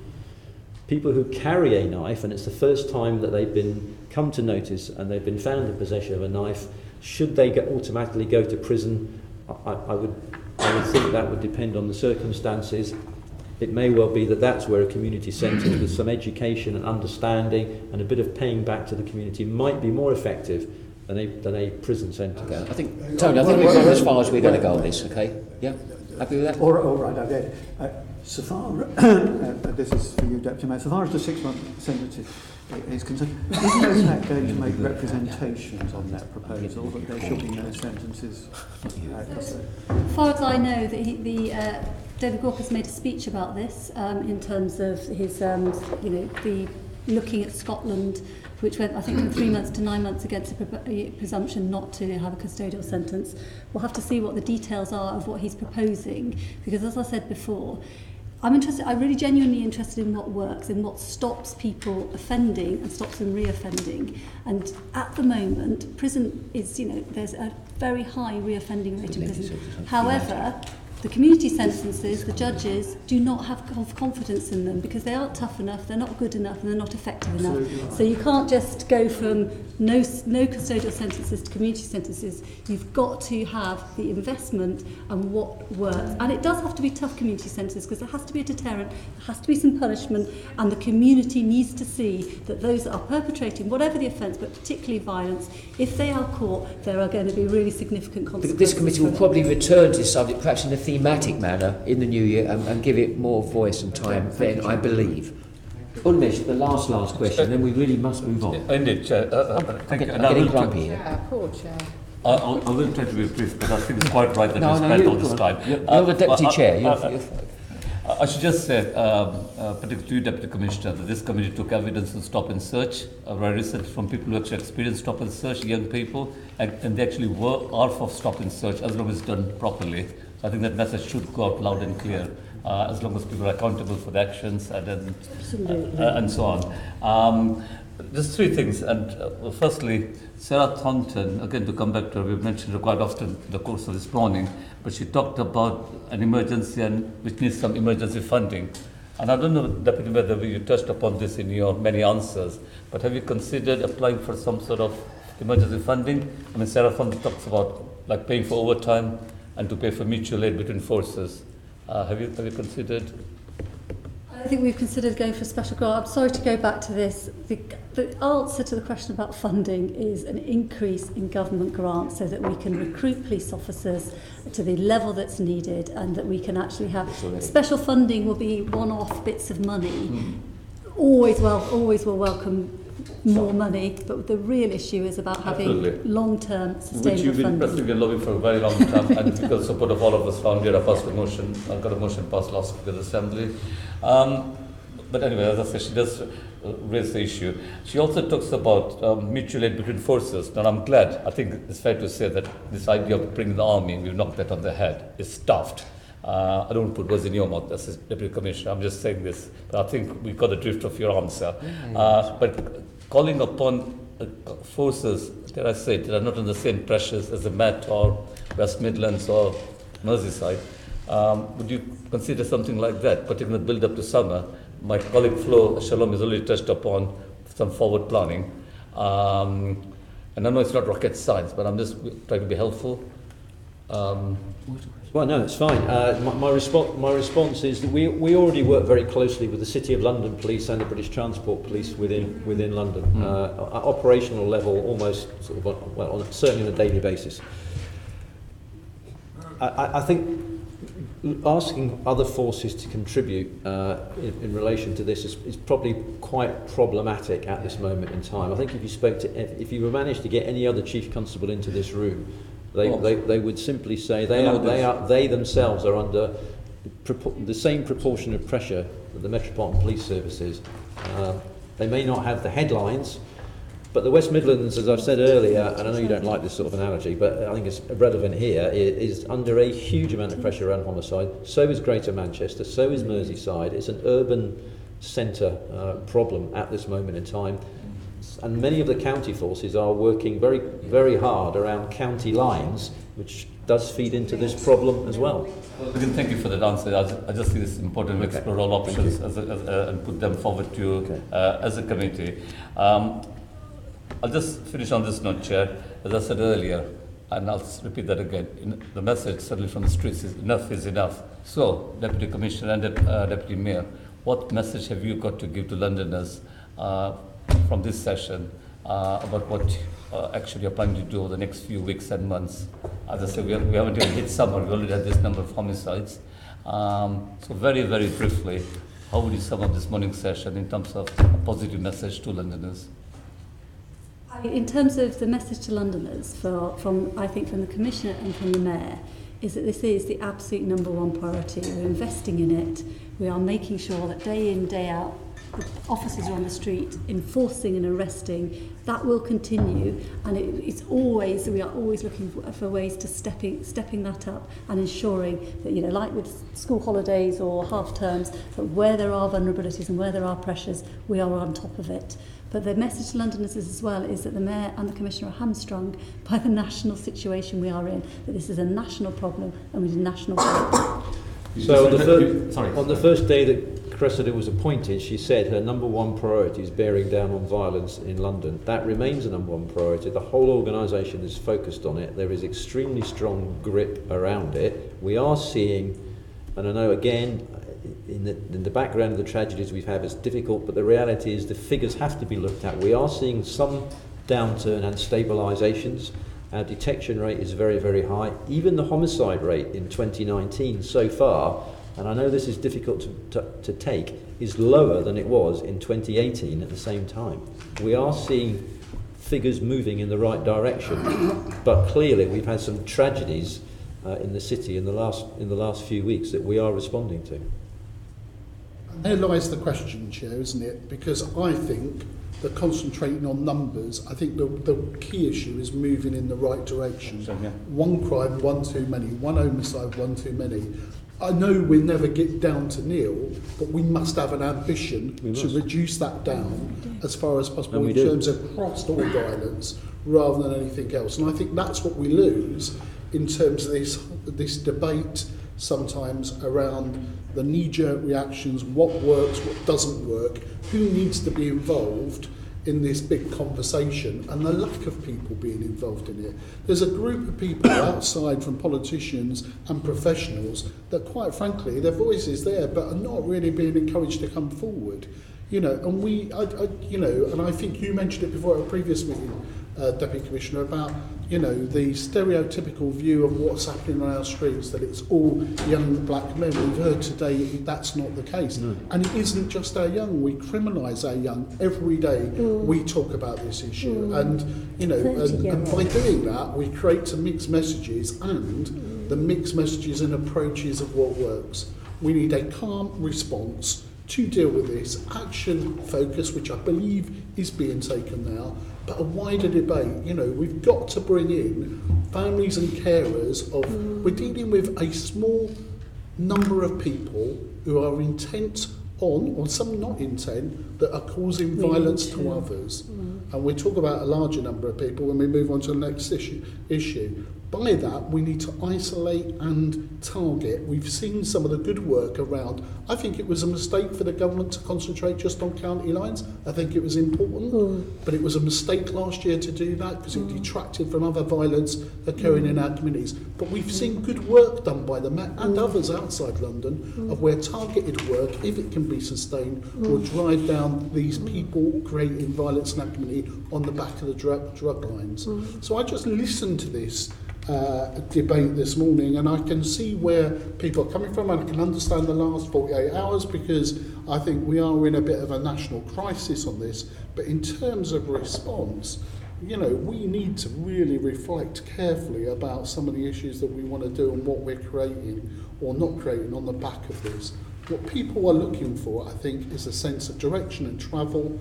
moving in the right direction, that they need to understand, and what's not coming across is all the good work people are doing in trying to do this. I just get the feeling that we're losing some of that communication war, and it worries me that everything is not happening. You know, and I think, you know, there is an issue about capacity. I don't want to make a political point about it, but equally, I think this is a time where we need to come together and work out a consensus of way forward, whether it's at national level, London level, about moving forward. And I think, you know, and I thank the professionals, both in local government and the police, working with politicians, trying to minimise where we are at the moment. But if something has gone terribly wrong, what I would say this, and I would say this in the past, we on this London Assembly had spotted this trend of rising violence under the previous administration and under Bernard O'Gonell, who sat there and told me that I was talking codswallop, and it wasn't. And he said, actually, it's not happening. And because people weren't dying, but people were being wounded by knife crimes at a different age groups. Definitely. And the problem we got now is it's not just younger people, it's older people. There was a time where we would have said, oh, if you're over 25 or you're over 30, you could walk around, it ain't going to be you. All right, that don't give me much comfort. Now it's different. And I think that's where I think in terms of some of our response we need to think through. Chair, shall I move on to my next set of questions? There was a perfect summation of the last Thank you very much. and it's worth, and it's good to spend the time on that number one subject, but it segues quite nicely into your subject. So we're going to move into domestic violence and sexual offences now. A set of questions to the Deputy Mayor, and then I'm going to move on to the Met, following from your last contribution that I think you did on the 6th of February, which I wasn't present. But just to give you an heads up of some of the areas I'm going to move into. But let's start with this. I think there's been an important piece of research done by the Mayor's Office for Policing and Crime in the reporting of domestic and sexual offences. You know, to the Deputy Mayor, do you think we're far from knowing the true extent of what's going on sexual and domestic offences in the capital? Do we think we've bottomed it out now through the research? And I think the important research, it should be recognised, that you've commissioned. I think we've got a better understanding of what's happening in terms of the recorded and reported domestic offences and sexual offences. Do we now know what's really going on in London? There's always going to be, I mean, the figure that's always banded around is there's about 50% underreporting. This doesn't deal with the underreporting issue. This deals with the increase that we've seen in reporting, and it shows that a lot of the increase has been around much better recording by the police. Their data integrity has been, crime data integrity is much better. The worrying thing that I found in this report was that it wasn't pointing to confidence of victims to come forward. And that's the thing we've really got to work on. And that will mean that we will really get to proper understanding of and reporting of the violence that's happening against women and girls. We have had other bits of evidence, MOPAC has commissioned as well, the sexual violence needs assessment, which does show very much about what is happening in London. It is a really important piece of work. For me, the key sort of takeaways and things that we've really got to work on is how do we increase that confidence in reporting, and that is a really complex issue. Okay, so in the last budget, the 15 million that's set aside for some of this work, can you just give a flavour to the committee of what's likely to go to policing, what's likely to go to the third sector in supporting activities? Because this is one where partnership working makes a difference and can add to the enforcement process in terms of sharing information and monitoring. So give us a breakdown what you think that 15 million is going to be used on and how it will make a difference to women and girls in this area. The 15 million is being is for services for women and girls, and for example, the rape centres and the havens. It is very much about ensuring that when victims have come forward, there is the services that they need, because offences are higher, but funding is lower, and we know that for example, rape crisis centres are regularly closing their waiting lists. So one of the things that the funding will go towards is ensuring that they can reopen their waiting lists. I was at a meeting yesterday with a number of voluntary sector organisations who provide services for women and girls around this area, around making sure that we can get that money out quickly through grants, through the grant making process that we already have with rape crisis centres, for example. It will also, so a proportion of that funding will go straight to direct services like that. Another proportion will be for community organisations to come forward to bid, and there's to be a competitive process around that to ensure that we are getting through to some of the. I don't like to use harder to reach because I think it's quite important to flip that on its head, and we're the harder to reach people and the services are harder to reach. And a proportion of the funding will also go to ensure that we can continue with the sexual violence triage service that we have got up and running. Really important service. One place that if you are a victim of sexual violence, you can call in, you can find the services, and to ensure that we've got that continuing. So it is about services, it's not about policing. Although I'm really clear that if you support and give the services to victims that they need, you will also get a criminal justice outcome, because actually what part of the problem is that victims are not being supported properly through that. So another proportion of the money is to increase the number of IDFAs and ISFAs that are able to advocate and support victims through the criminal justice system as well. Okay. And then in terms of the police and crime plan, said this research would show on whether interventions to both drive down offending and increase confidence to report are working. So in terms, you've mentioned the issue about the confidence issue of what that report did. Were there any other conclusions that you sort of reached from that report? The report was very much about, well, what's going on around the report, you know, the increase in reporting. So it doesn't answer the questions about, you know, what else do we need to be doing. And actually Claire Waxman is doing a really important piece of work on the review of the Victim Code of Practice. Clearly that's not just about sexual violence and domestic violence and violence against women and girls, but a large proportion of the victims who have been surveyed and interviewed for that work are absolutely, you know, part of this core element that we're talking about now. That should be coming out shortly and will be very important to understand what do victims need to support them, what are they getting at the moment, and what else needs to happen. And that means we'll also see, along with that, some of the actions that you'll be promoting and asking of the police in terms of driving down offending and increasing reporting. So, I mean, the other part of the work that we're doing around offending with the Metropolitan Police is we've got money from the Home Office for the Drive project, which is very much, went to visit it last week, which is very much about working with perpetrators, high-risk perpetrators, to get them to change their behaviour. So really, it's a programme where you have IDFAs working with the survivor and the victim, and you have a case manager working with the perpetrator, and they work very closely together to make sure that you're keeping the victim safe, but you are also trying to address the behaviour of the perpetrator, so that you're not just sort of doing the enforcement side, but you've also got long-term behaviour change. That's an important piece of work. We've also got the MASIP, which is the stalking centre, the National Stalking Centre, which is I went to visit as well. Really impressive piece of partnership work between probation, police, and also the Susie Lampley Trust around really protecting and supporting stalking victims, but also those looking at how do you change the perpetrator's behaviour, and also how do you spot the behaviour, because a lot of the domestic abuse and some of the domestic homicides, stalking was part of that problem as well, and it needs to be picked up really quickly and you know tackled very quickly as well.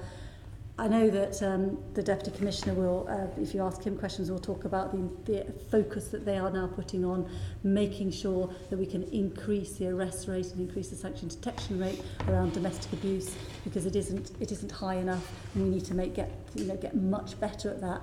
That is a policing action and operational action. But as I said before, I think the support of victims is crucial in this as well, because when you look at the journey of, you know, from the moment of abuse, you get attrition, you get dropout, because victims aren't being properly supported, and IDFAs and ISFAs are going to be very important in that.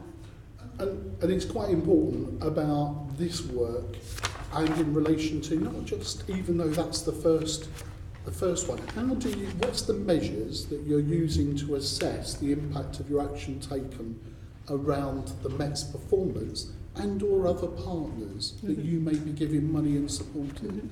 So is there any thinking around that we can give an assessment that, you know, because of course you have your regular meetings and you raise issues and there's performance data.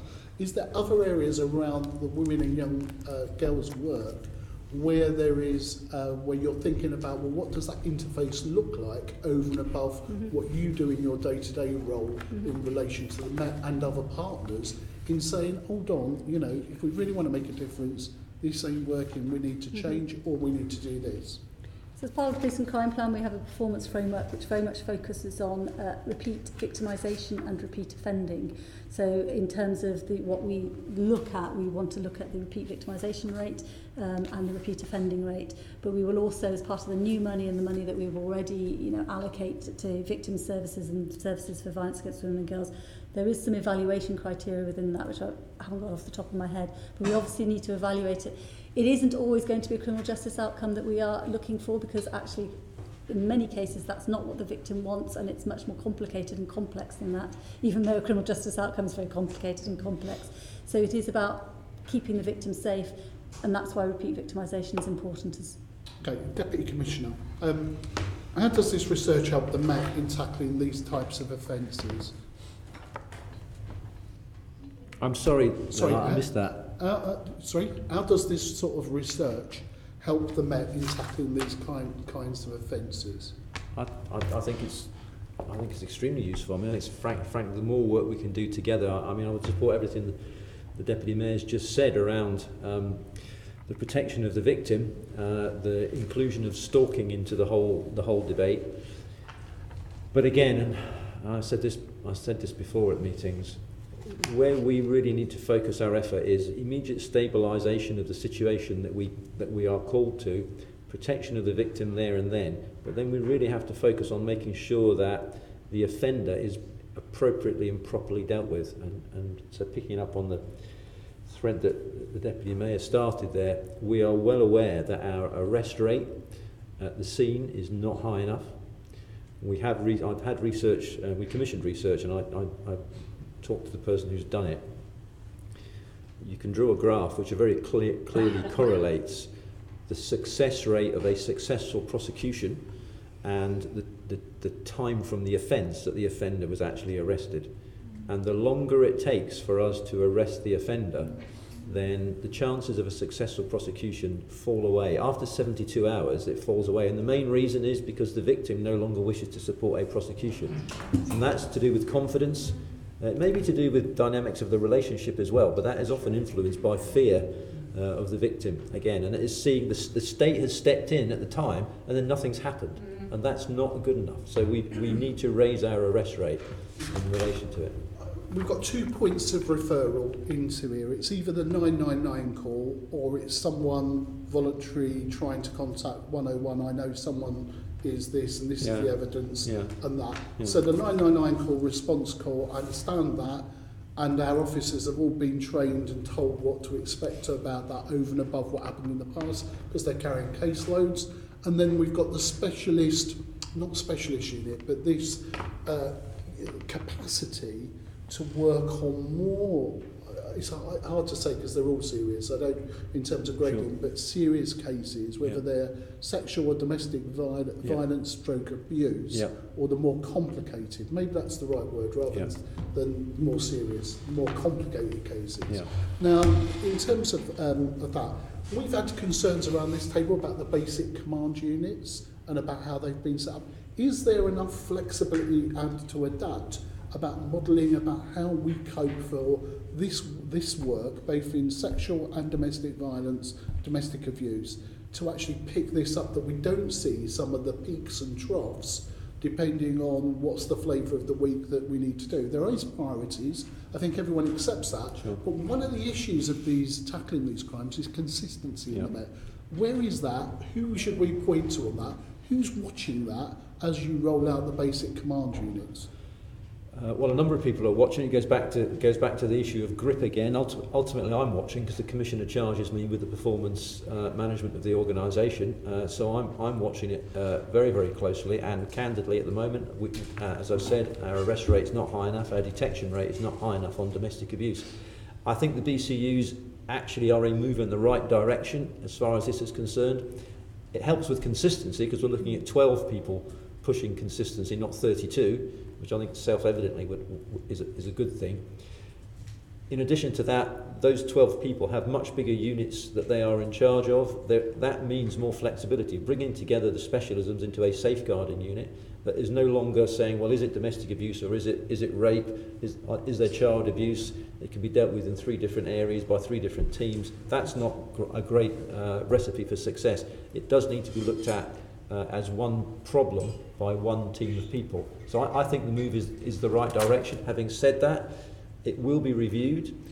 Individual borough commanders do have latitude to shape and reshape their structures and put more resources in, less resources in as they see fit to meet priorities in their area. We look at it from the centre, so Mark Simmons looks at it. We all pay attention to it.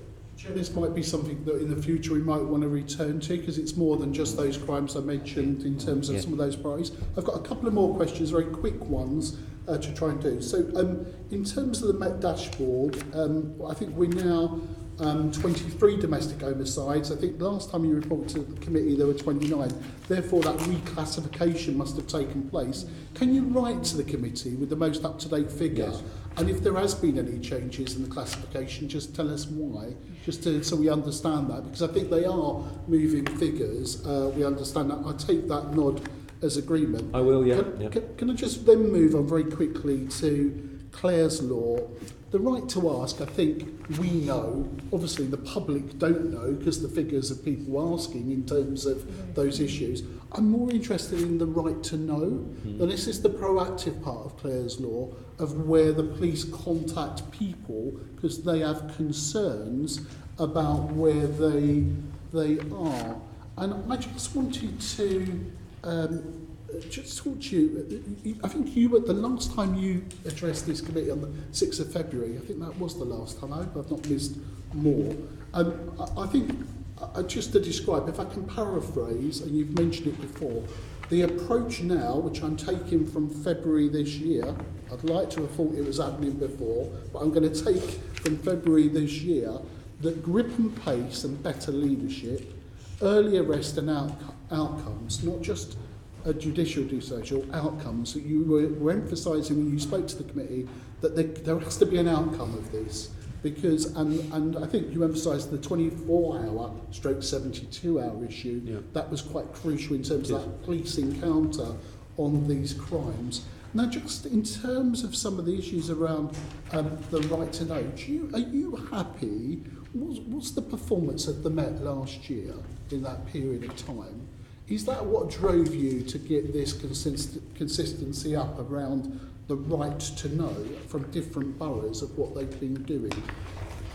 It's not that specific issue that did it. It was a range of issues that have done it. I'm sounding like a broken record, but for me, the key indicator is the arrest at the time and in what phase does the arrest take place. I can completely understand the offender's has left and the arrest can't take place, but how quickly is the person tracked down? So I'm looking at a range of different issues. I understand that. And so this is proactive policing, yes, of where the police have said a file has come across the desk and they've got some information, there is a relationship somewhere, and they need to knock on the door, or they need to pick up a phone and talk to an individual and say, do you know about X, and this is what's happened in the past. So this is proactive. So if I told you the range is between 0 and 70 of boroughs, I've only got statistics for boroughs because I think we kept it at that for last year. Over 25 occasions in a borough, there's only 4 boroughs that have done over 25 of these proactive visits.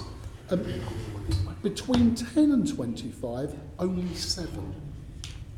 7 in terms of the numbers we got, that's poor. That can only be poor in a proactive response situation.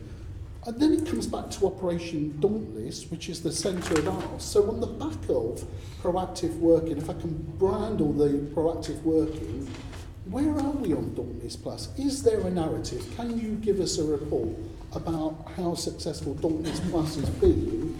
I have requested it for other issues, and there seems to be a bit of, they say it's there, but there seems to be a reluctance to share with us on that proactive front, because I think Operation Dauntless Plus is a superb operation. It should. Just to remind ourselves, this is the 500 individuals, there's more, but 500 individuals who committed 3 offences, domestic violence, again in 3 different boroughs. That's a high pressure. We need to keep reminding ourselves of that. So where are we on that issue, and what do you say to that?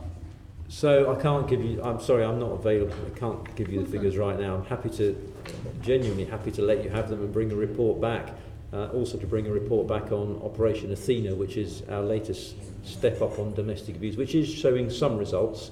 I have to say I'd like to see more results from it, and we're looking at where we can drive greater success in that. Back to the point about the right to know, the inconsistency point you raise actually I think is reinforcing what I said. I think the 32 boroughs moving to 12 is better, bigger safeguarding units with a better approach across a number of crime types. Beg pardon? Might make the figures look better. Sorry, I'm being flippant on a very serious subject. No, you're right. It may mask local differences, but actually we'll be holding the BCU commander to account for that, and we want her or him to be on top of that sort of a problem. Now, if we can quickly then turn to the issue of the domestic violence protection notices. Now, they're the ones that are used, that I think, the police issue in these encounters. And again, looking at the number of offences, it just seems, even though they've been issued, there is a discrepancy between domestic violence protection orders, which is judicial outcomes, I think. Magistrate might advise me around those issues or not. 327 were issued. Again, the inconsistency across the Met, and given the number of offences that we're doing, I think in terms of the reporting period that I'm looking at for that figure is 75,000, not a total of 85,000 for the year. So it's part year around where it was. Was that one of the issues that was driving you in terms of the renewed effort in terms of this area of work? As I said, we're looking at a range of issues which all indicate that there's more to be done on domestic abuse. Okay. I think we've got to a certain level. We need to push on beyond that level. Okay, so can we right in thinking in screening out crime, right? There would be no screening out crime, domestic violence in the immediate week. If we ask for figures of that, I would find a number of crimes still on the system under active investigation beyond a period of time. Or will I find, because that's 72, I know it's not, but a period of time where they will screen out the domestic as a no further action, partly because we know it's a complex crime, but how quickly, what I'm trying to judge, do your managers, your officers at local level rush to screen out that crime around domestic violence and abuse? So what advice have they been given? All I would pick up on definitely there is the use of the language. They wouldn't rush to screen out any domestic abuse. They certainly should not do so. Yep. I would expect to see a very mature thought process around screening out. So it's screening. So let me just terminology here. I wouldn't expect to see any domestic abuse cases screened out, because screening out means we're not going to investigate that. That's not the position with domestic abuse. It's an allegation. If it comes in on 101, would we screen it out? No. It should be recorded and we should investigate it. If it is investigated and we feel that there is no further lines that we can take, then the case would be closed. It's not the same as screening out. So there is a difference. There is a difference. There is a genuine process. There is a genuine screening out means. Do you know what? There's no investigative opportunities for us to follow. That can't be what the process should be at local level. And the same for sexual crimes. Sure. I'd like to think there was a bit in that would refer it back in, and they'd walk the extra mile before. And there's a process where you look at whether there's cluster or other crimes being committed. And then lastly, back to the deputy mayor. So our understanding is the mayor in his last budget has also set aside, outside the 15 million, a sum of money that would be doing further research on value for money. It follows on from the chief officer's ACPO at the Times report 2009 on terms of the abusers list, so it will be upgraded. Will you be, because the money's outside and located in the Mayor's office rather than in MOPAC in terms of the 50 million, will you be fully involved in that? So it's outside of the £15 million, it's not outside of MOPAC. Oh, brilliant. So you will be involved. I just it's want not to be part clear of this about £15 that. million. And my last question to the Deputy Commissioner. I think your concerns last time on the abusers list around how do you manage the numbers was quite interesting. But isn't that the same for sexual offenders and the numbers on that list and how you categorise risk? Are they not the same in a sense if you follow a similar process of risk assessment about who is likely to be more of a threat to our society than others? Is that not the same issues? And you seem to manage it with varying degrees of success. There's sometimes the odd failure of that around sexual offenders. Why could we not do the same for those who re-offend on the domestic violence issue? Briefly as you can, sir.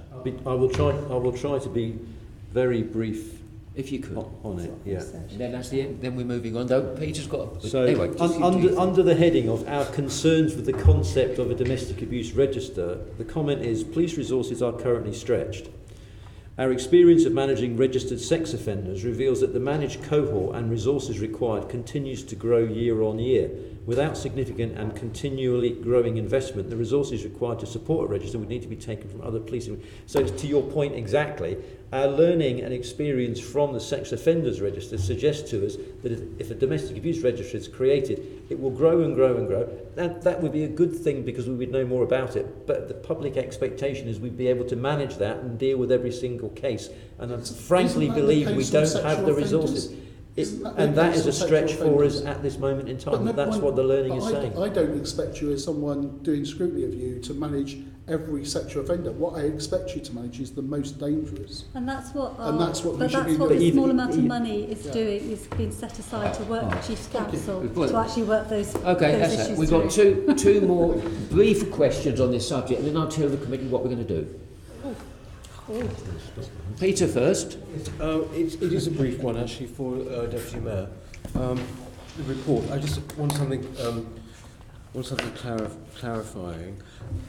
The conclusion of the research seems to be, and I'm just quoting here, changes to police activities, compliance with standards and changes to Home Office rules for counting crime are most likely to have the largest impact on the level of crimes.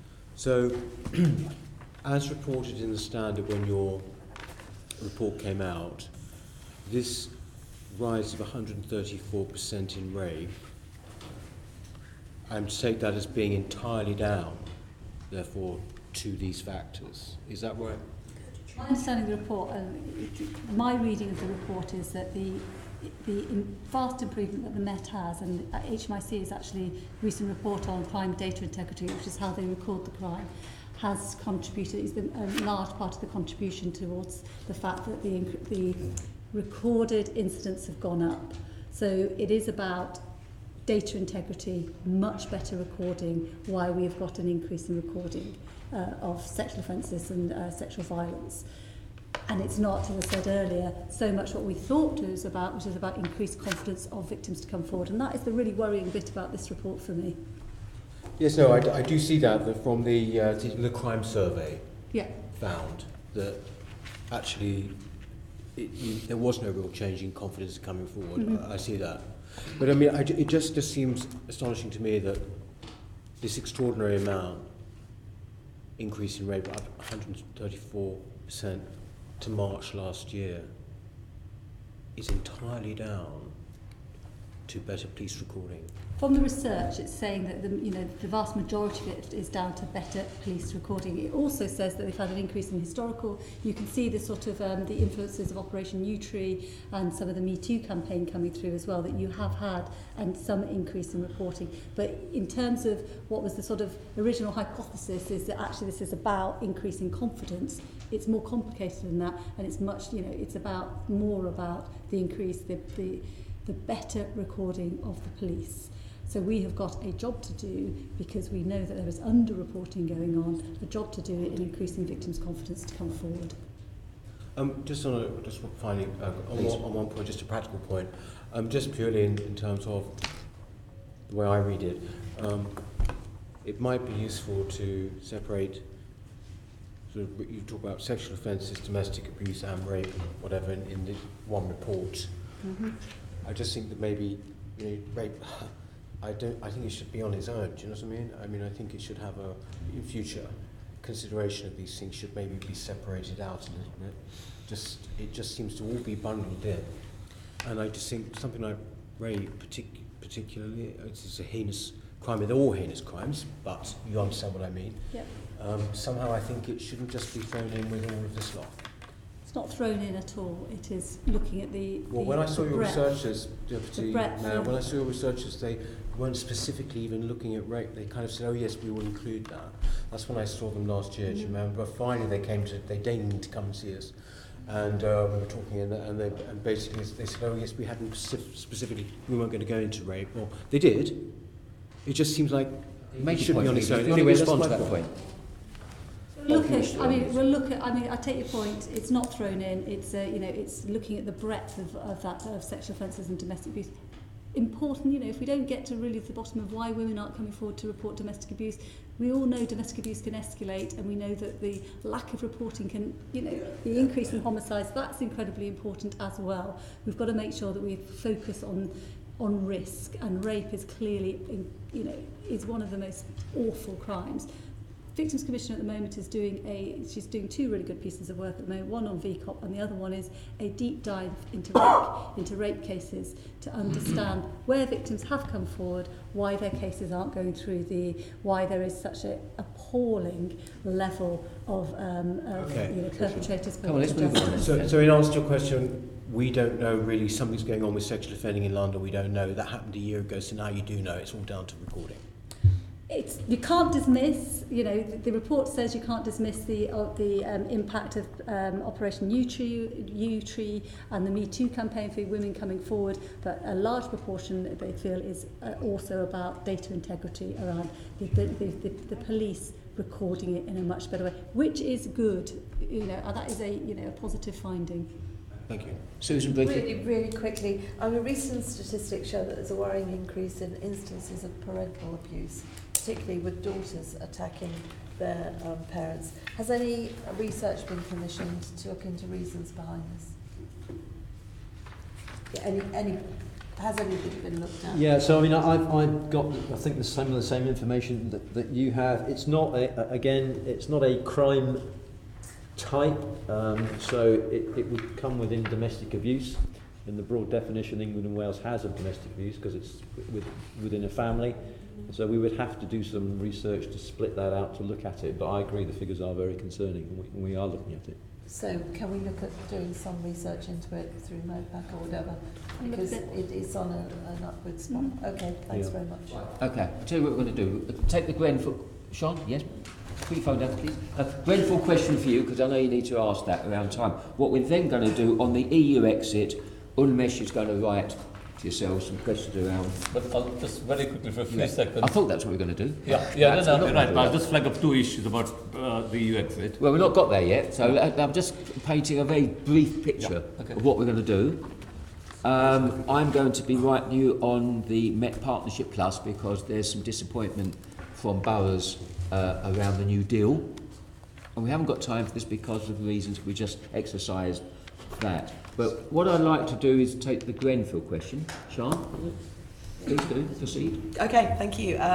So we wanted to ask for an update on the Grenfell Tower fire inquiry, including how far you're getting with potential to make arrests and how many people you've been interviewing under caution. If that's okay to ask. I can't give you the specific answer to that. I can give you some background. The MPS, we are progressing as you would expect. It is still a resource with 179 dedicated police officers and staff. Investigation is focused on 4 main areas: construction of the building, refurbishment of the building, management of the tower itself, and the emergency response on the evening. We are working very closely with the Grenfell Tower inquiry, which you will know has finished its phase 1 public hearings that were related effectively to the events of the day. In terms of moving forward, there is still a significant amount of work to be done. We will work very closely with the CPS and get their advice prior to us making any arrests in relation to, if any are made in relation to this. Can we just say all this excludes the investigation into fraud that has gone alongside it? That's a sort of a subset of what I'm talking about here. But we're working very closely with the CPS. Before we're in a position to decide whether there's sufficient evidence to seek a charging decision, we talk to the CPS, hand in glove with them on it. Okay, so just to clarify, you said there are 4 areas: construction, refurbishment, management, and the emergency response. Those are all areas where you're effectively proceeding towards potential criminal charges. Still, you've not ruled any out yet. Yeah, they're all areas that we are investigating.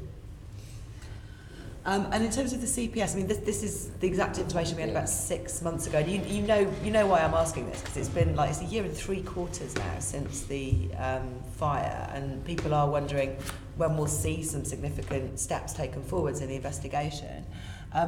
With the CPS, have you already gone back to them with any potential charges? We're in constant debate. The CPS have people embedded in our investigation team, so it's not a case of going back to them with it. We are constantly talking to them about it, but we're also phasing our investigation with the Grenfell Tower inquiry.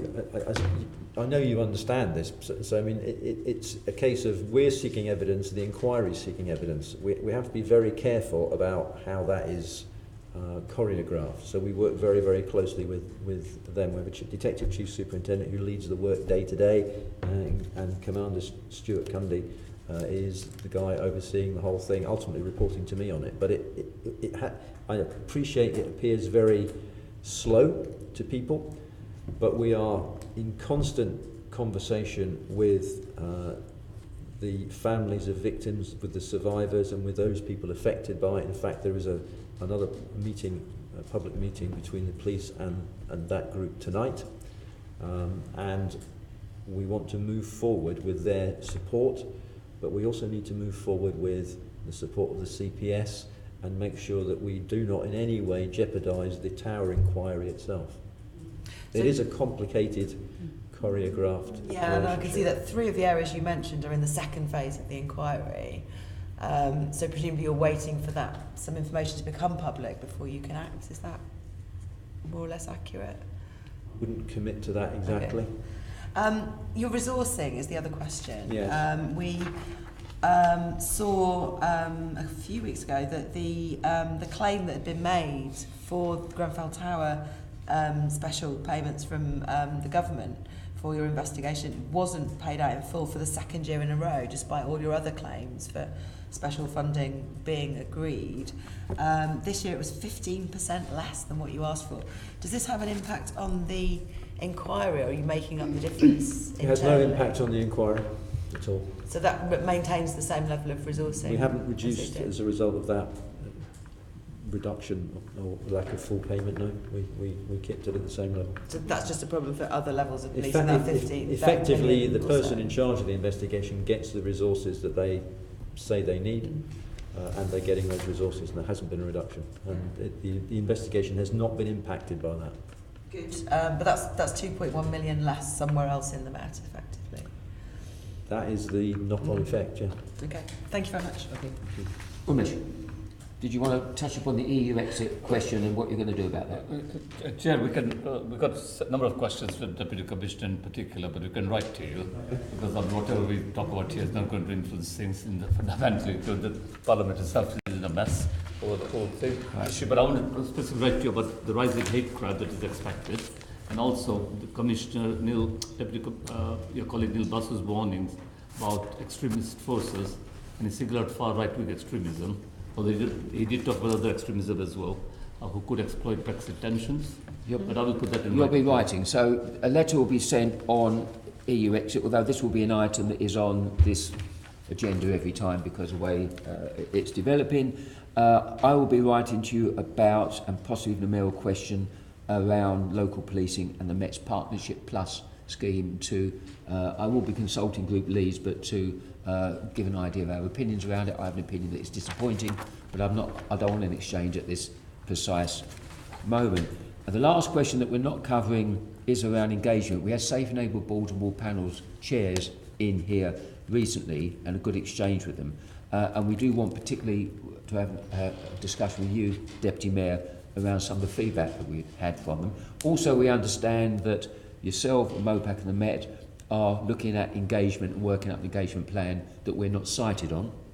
Have been written to twice to offer you a briefing on it. Okay. Had no response. Well, we're going to take you up. Well, I'm not going to enter into a debate around that. We are going to arrange in the coming weeks with you, soonest availability, a meeting around that. So Very happy to. That's a given on that. Lastly, on the right. Yeah, okay, right, good. On that subject, I've just been passed on from Twitter, and I don't believe everything, in fact very little on Twitter, that the Home Office has asked forces to work up bids for extra resources. That's just something in the Twitter sphere.